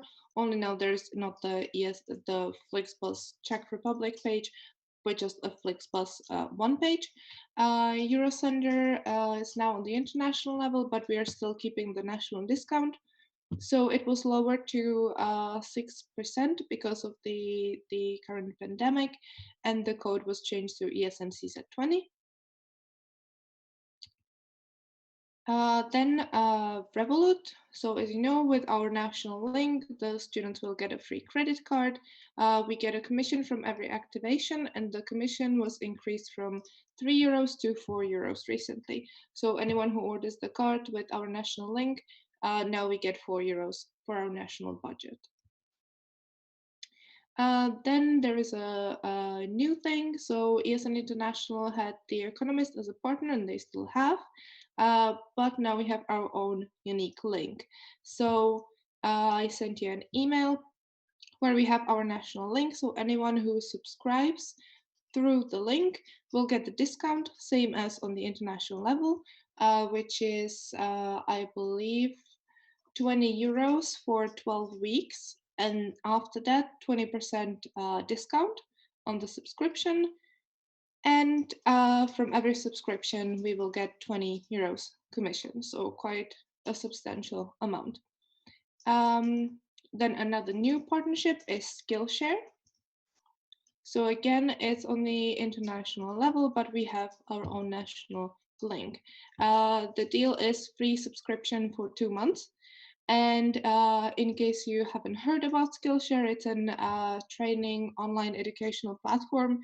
There's thousands of videos on literally anything from painting, photography, time management, literally anything like Photoshop, things like that. So it's very useful. I would definitely recommend. And then recently, new information about Ryanair. So the partnership was extended for 1 more year.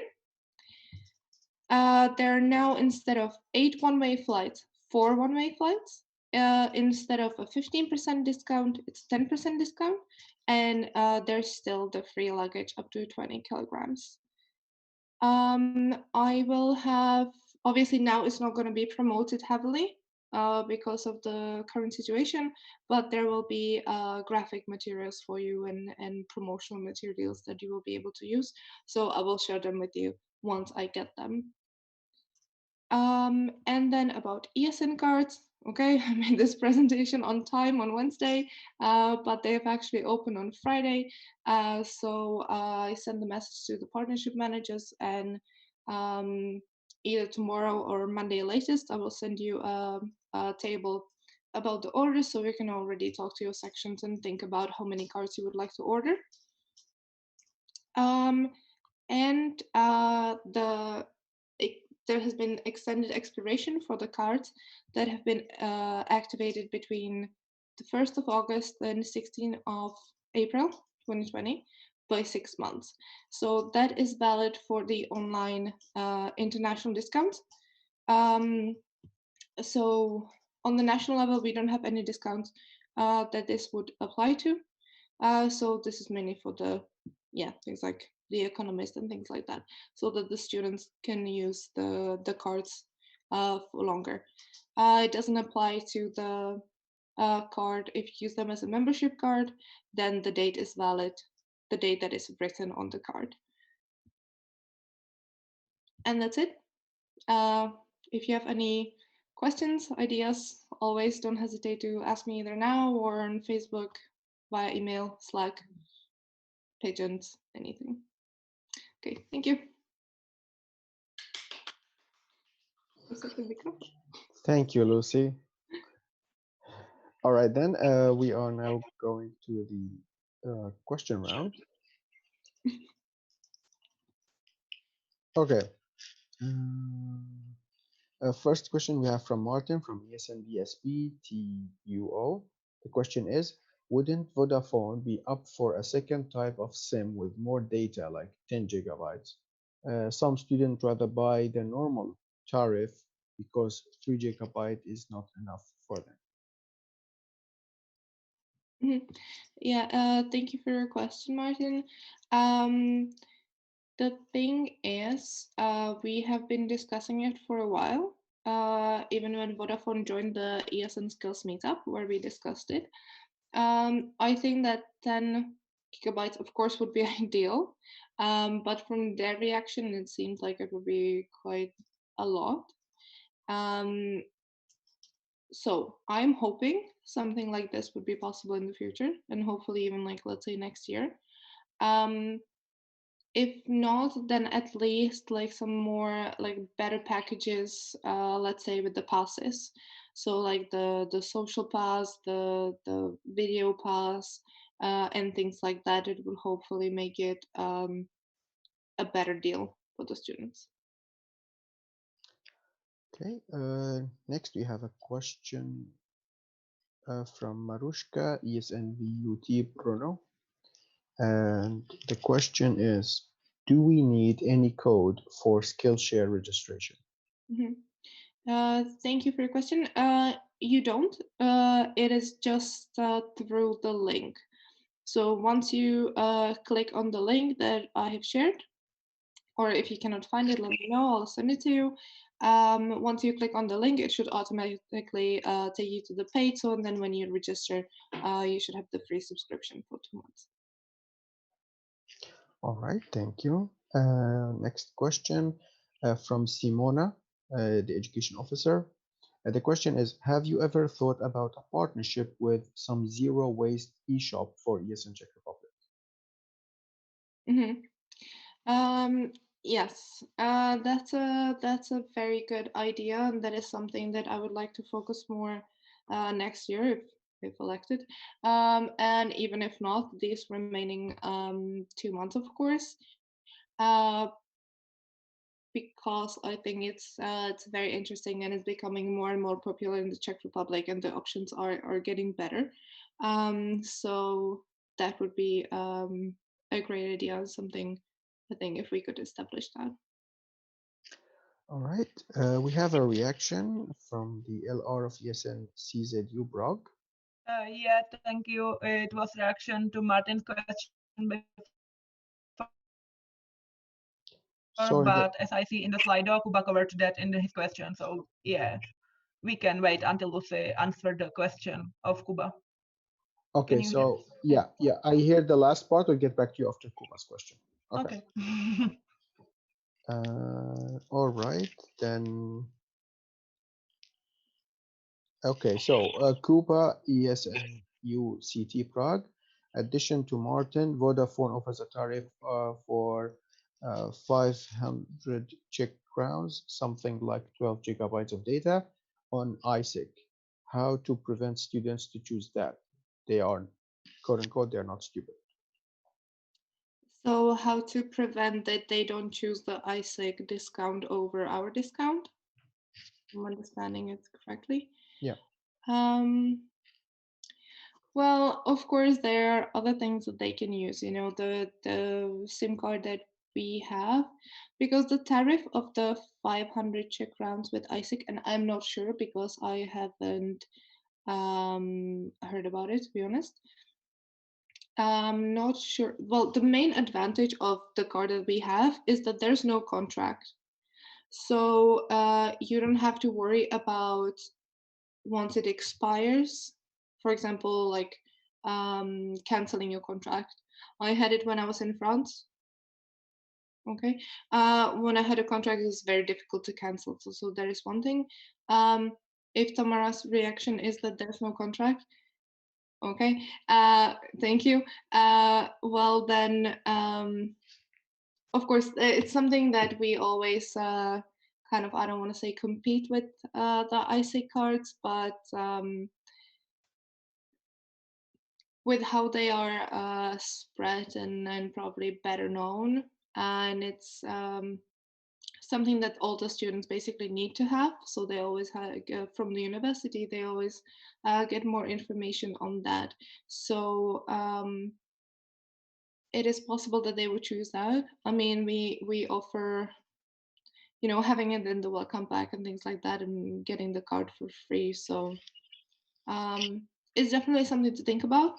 I think at least maybe like leveling up the offer that we have now to the one that ISIC has, if it would be possible. All right. So we have a reaction from President ESN UCT saying, yeah, I had a limited limit of characters to fit in. I'm assuming this is the whole reaction. If you want to add some more, please write reaction again. As for the second reaction, from that question, it seemed that it was answered. Yes, it was. All right then. Okay then, moving to the next question.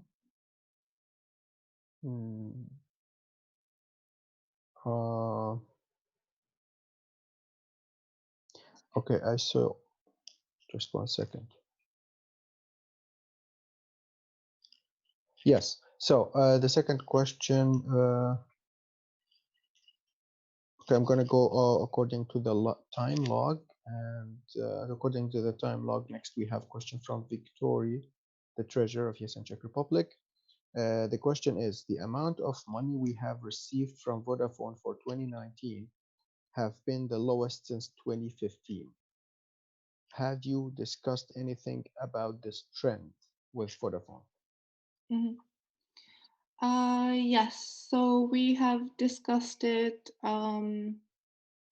let's say throughout the year, even knowing, even before I ran for the position last year, that this is something that was going to happen, because it's been happening since the international, let's say, tariffs were abolished, and within the EU, it's now the same. So same as with the previous questions, we're thinking about what we can do to make the SIM card more attractive for the students, which of course in the best case would mean increasing the data limit, because that seems to be the one thing that's really important to the students. So hopefully that would be possible. If not, we would try to focus on better promotion and maybe offering something else than the SIM cards, and we will see. It's definitely something that it is lower, and I don't think it's gonna go up until the package is changed. Hope that answers the question. All right. Thank you. Next, we have question from Teresa, the President of Yes and Czech Republic. And the question is, have you thought of following on the discussion about the possible partnership with ISIC that we started in 2018, 2019 with Perka, Yirin? Okay. Yirka, Beren. Thank you, Tata. To be honest, I only found a couple of, like, this was something that during the transition me and Yirka have not discussed. I found a couple of emails in my partnership email, and it seemed like it was pretty much over uh, as a done deal. So I haven't thought about it um, in more detail. But from what I've read in the emails, it seemed like it's not really something that is desirable from our side. All right. Next question from Gabriela, Vice President in Czech Republic. The question is, every year at this time, we were getting some statistics about top-ups, etc. from Vodafone.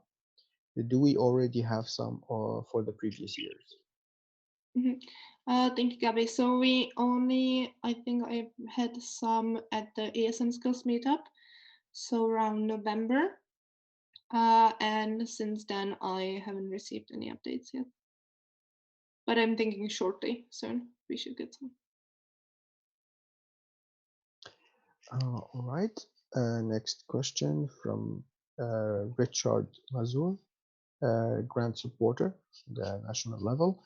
The question is, there used to be a partnership with Gifty or GIVT. I cannot recall which one. Under the previous partnership manager, is this partnership still alive? Well, again, that is something that I haven't actually heard about from Jirka. So I definitely have not been maintaining it because I didn't really know about it, to be completely honest. I think I saw it somewhere in maybe some email now that you mention it, uh, but not for this year for sure. So if it's alive, I would have to check, and if it's something that we still need to keep, I can definitely work on it and um, renew it. Let's say. Okay, and next we have a question from Kuba ESN UCT Prague. The question, would it be possible to extend ordering the cards? We cannot get to the office officially. The uni is closed in that regard. Hmm. I'm guessing meaning ESN cards. Yeah. Yeah. Okay, so I the deadline for me to know would be latest 12th of May, May 13th, if possible, because by the 14th or 15th I have to send it.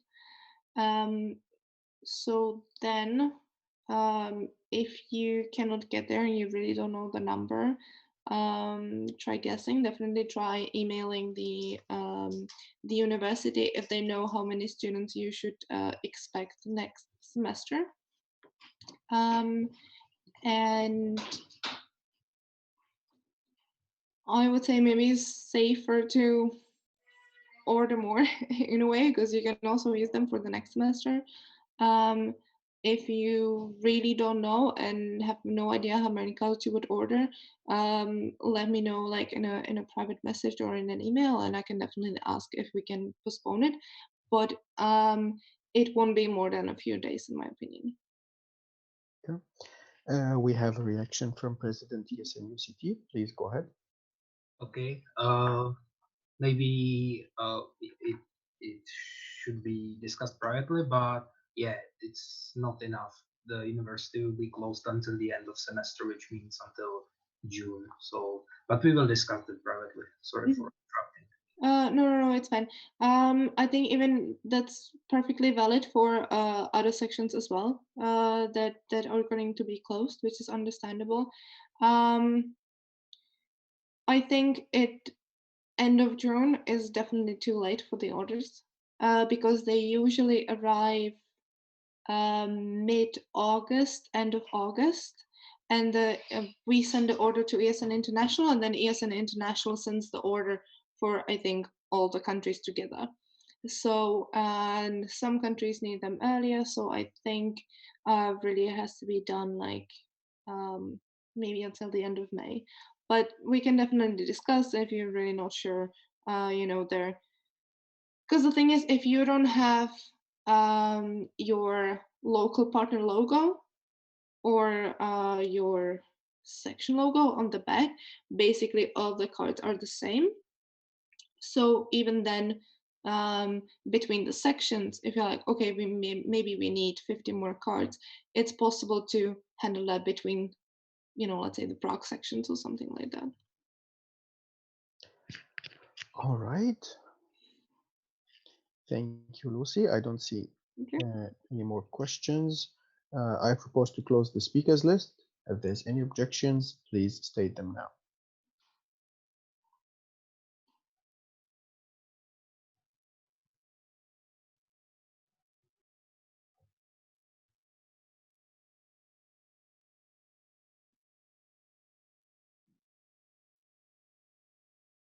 All right, the speakers list is closed. Thank you, Lucy. Thank you very much.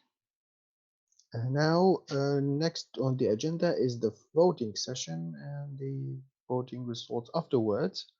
And this it will be taken care of by the electoral committee. But before that, Michael will explain a little bit about the voting procedures.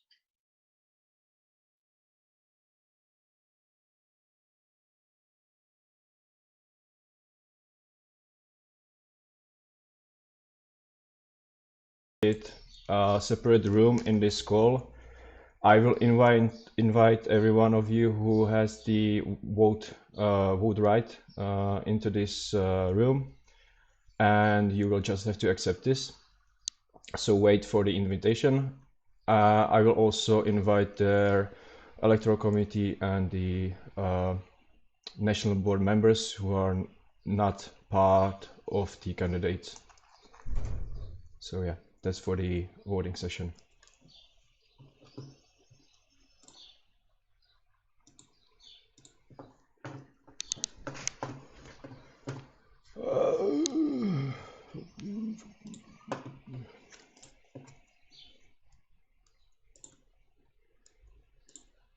All right, then. In this case, I think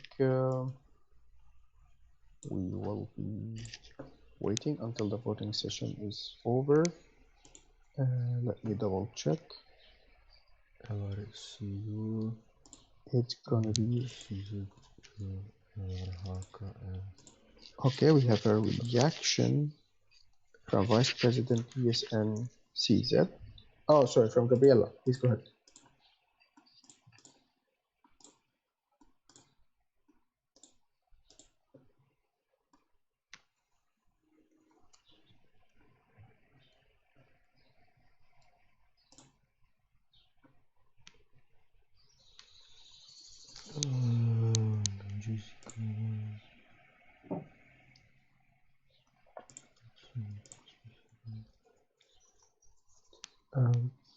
Gabriela.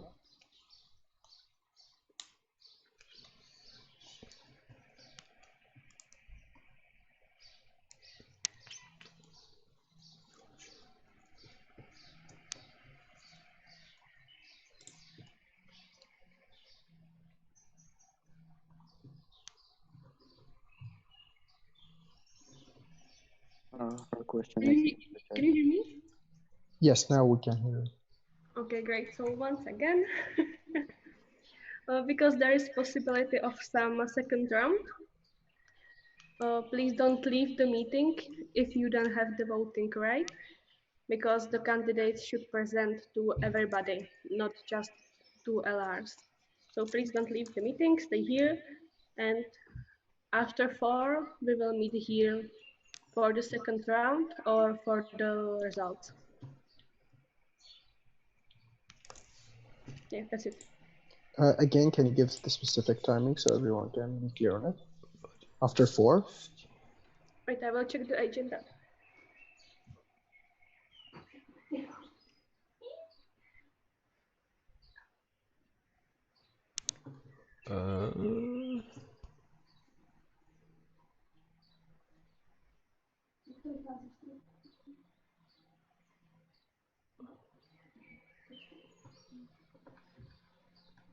The session is for 45 minutes, so if I'm counting right, it's Pilsen a 4 and něco. 10 minutes.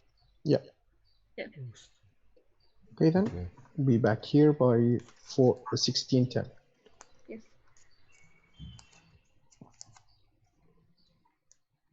A Pilsen. Okay. Okay.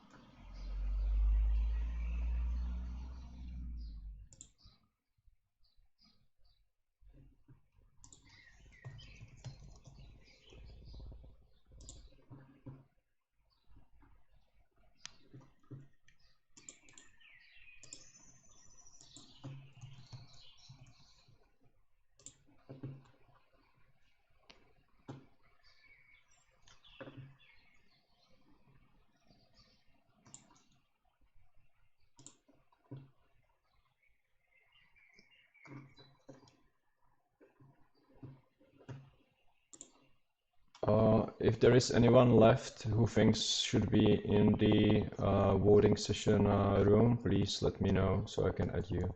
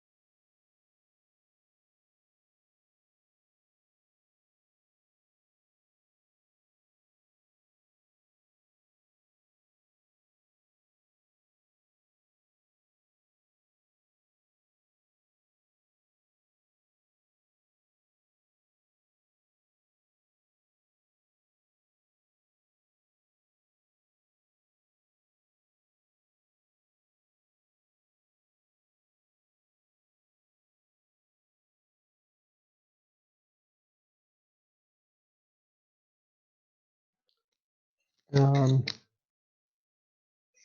Hello everyone. So I got informed that the results are ready, and I think we're just waiting for the electoral committee to start the announcement. Whenever you guys ready, just go ahead.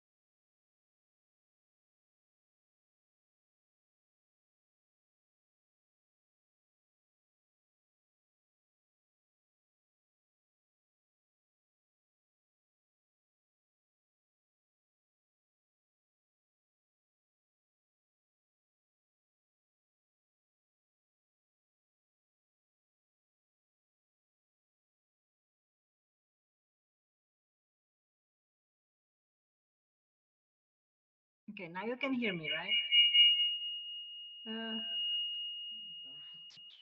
Tak to asi vezmu. Yes, Joyce, we can hear you. Okay, we have a bit technical issues here.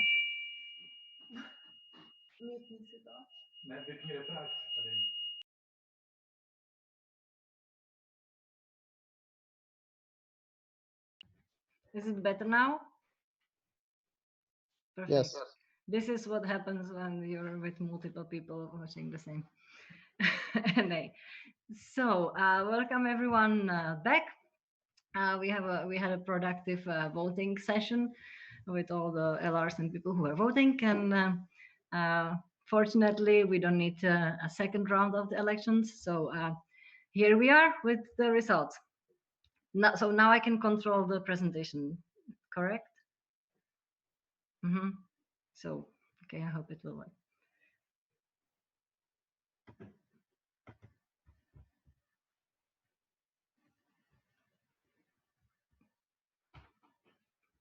Okay, I don't know. It doesn't work. Can someone please move to the next slide?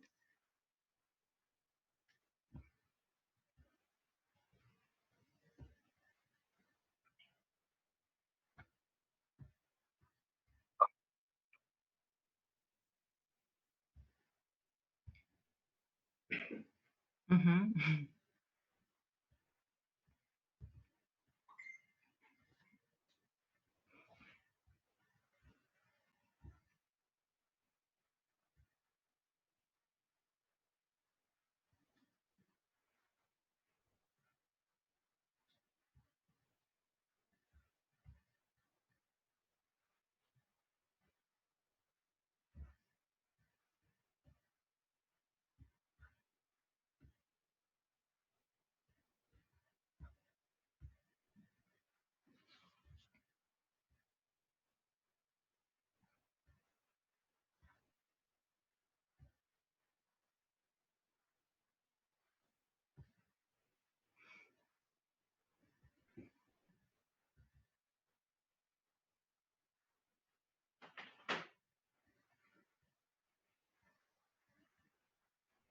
Okay. Okay, perfect. So the first position was the position of president, and Adela Smejkalova was elected for the position of president for the mandate of the NB 2020-2021 with 19 votes. So congratulations. And let's move to the next position.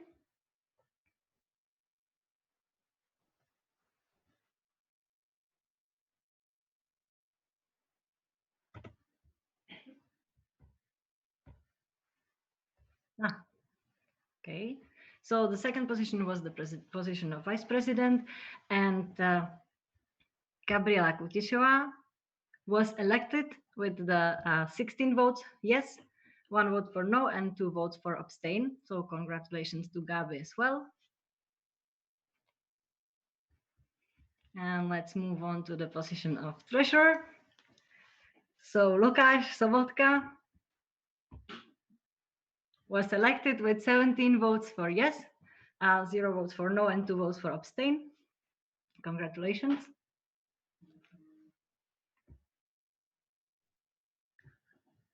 The national representative, Vladimír Procházka,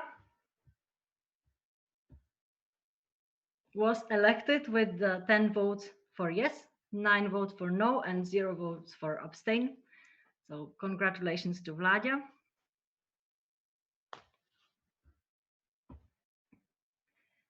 And now the communication manager. So Michala Horníková was elected with 18 votes for yes, no votes for no, and 1 vote for abstain. So congratulations, Mishka.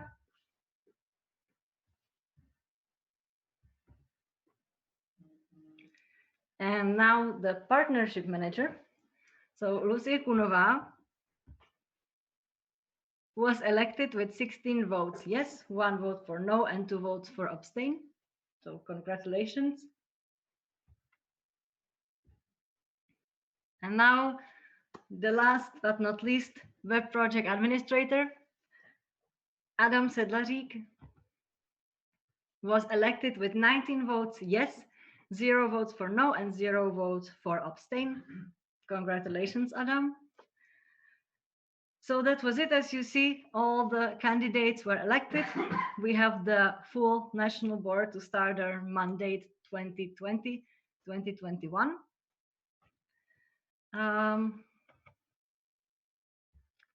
Thank you for all the presentations, to all the candidates, to all the LRs, and everyone who participated in the voting discussion. This is super awkward because I've never heard such a silent announcement of the NB results. So if somebody has something to say, please, I give you the word, chairing team, I guess. And congratulations to the newly elected NB. Thank you very much, Joyce, and the rest of the electoral committee. And congratulations for all the elected new national board and coordinators. And best of luck in your mandate, guys. We are almost at the end. We are at the end, actually. We just have the closing statement from Teresa. Teresa, are you ready? Yes. Yes. I totally agree with Joyce that it's super awkward. So I hope that some of you enjoyed at least my 2 little helpers here. Before I go to the final closing, actually, as this situation is quite unusual for all of us, I would like to invite the elected national board members for the next mandate. If any of you would like to share something with the network, please do so now before I close the assembly.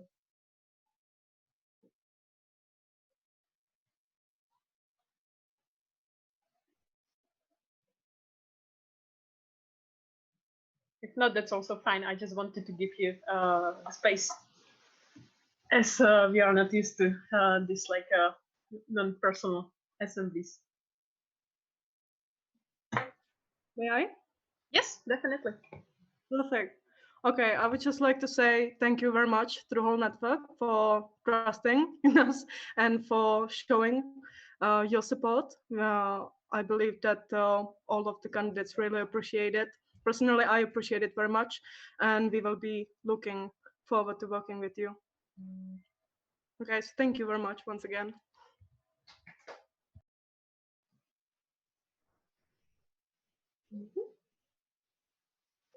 Right, thank you. Well, I hope that the rest of the elected NB members can get familiar with your words. All right, so let's do it.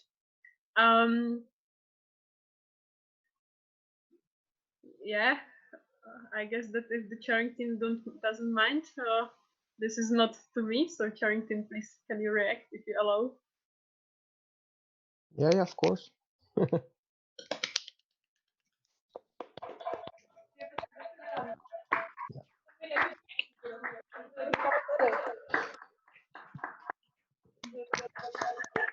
Já se bojíš, že když budu tleskat všichni. Good.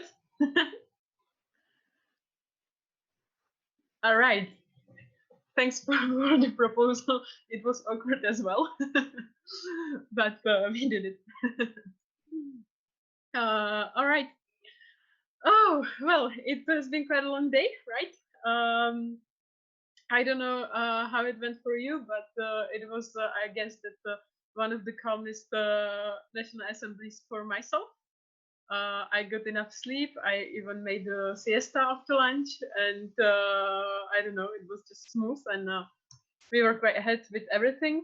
I think that it was a nice opportunity for us to see how we can handle an online meeting that big, and we can see that we actually can be efficient. So I hope that all of us will take out the most out of this experience, especially when it comes to our favorite question rounds of the presentation. It can be efficient. So thank you for your participation to everyone. Thank you for the people who have followed us on the stream as well. And a big congratulations to all of the elected members to the next national board.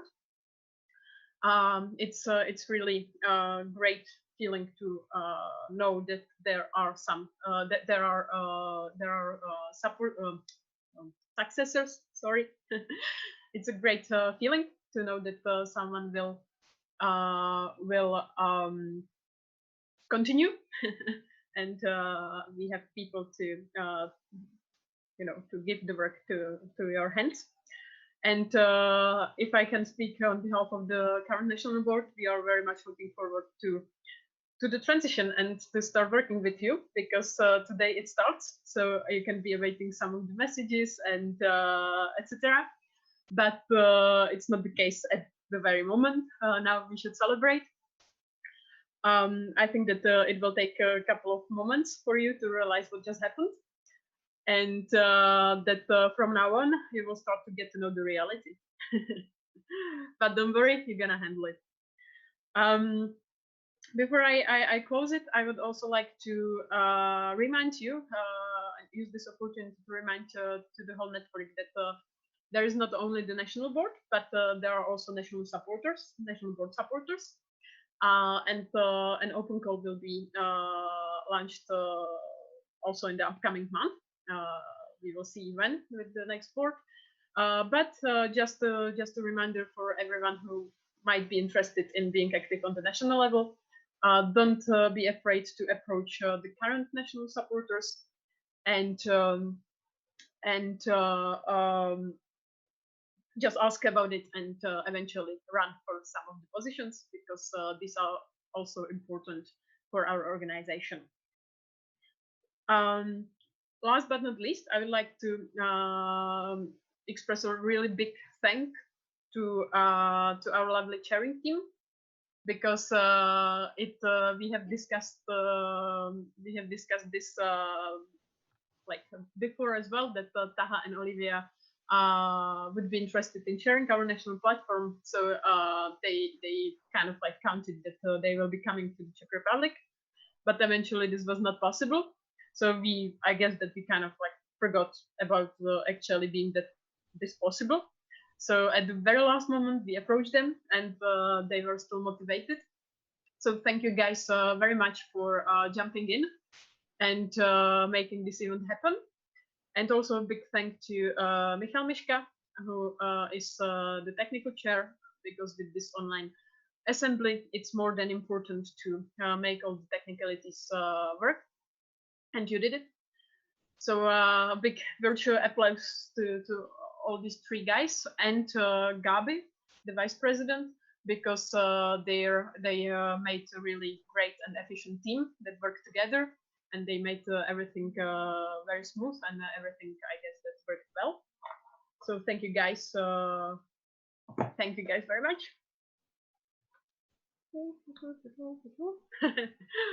And I see some messages in the chat, but I'm not able to follow it. So I will close the assembly. But after that, if anyone would like to follow up with some messages, I guess that this is in the hands of the chairing team. If you want, I guess that you can still continue with something. But for now, let me thank you once more for this online National Assembly. Congratulations to newly elected National Board. That's awesome. And I will not forget, I'm officially closing the National Assembly May 2020. Thank you very much, Teresa. It was really nice from you guys to remember and invite us. We were so happy to join again. And once again, congrats for all the elected national board. Um, what I can suggest, since this is a novel structure, is that we have kind of a final round. If anyone wants to say anything, can just mention it in the here in the chat, and then we will give you the turn to speak, and then just to make sure that no one misses anything if they want to mention anything or say anything.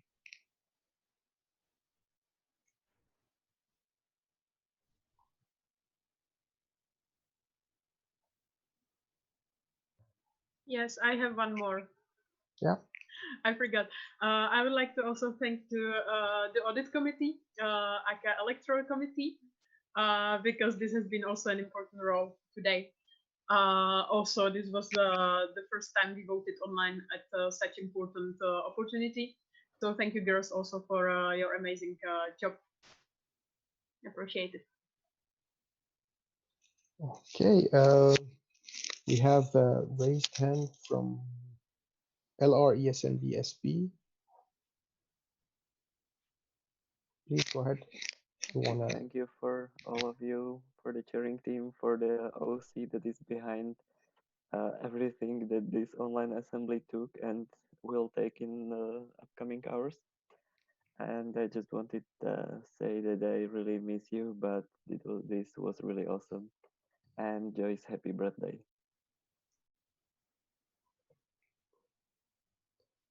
Thank you.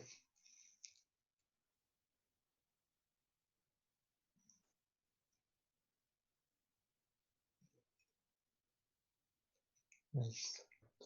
Okay.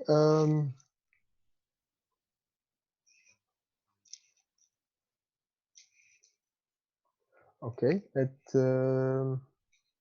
seems that.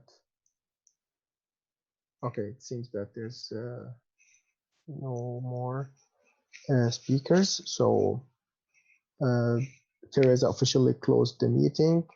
I would like also I want again last time to thank you guys, the participant, and the national board again for inviting us. It was really nice to join you.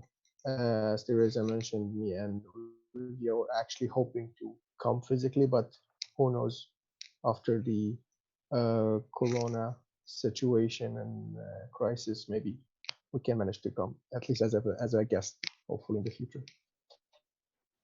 Thank you very much. There is a dinner in the food room. There is also a social program in the dance floor, as I see on the agenda. So please join and enjoy. Discord can actually be some kind of alternative to actually seeing each other. Not efficient as much as seeing each other, but still gives a good platform. Thank you one last time again, and this is the end of the agenda and the end of today.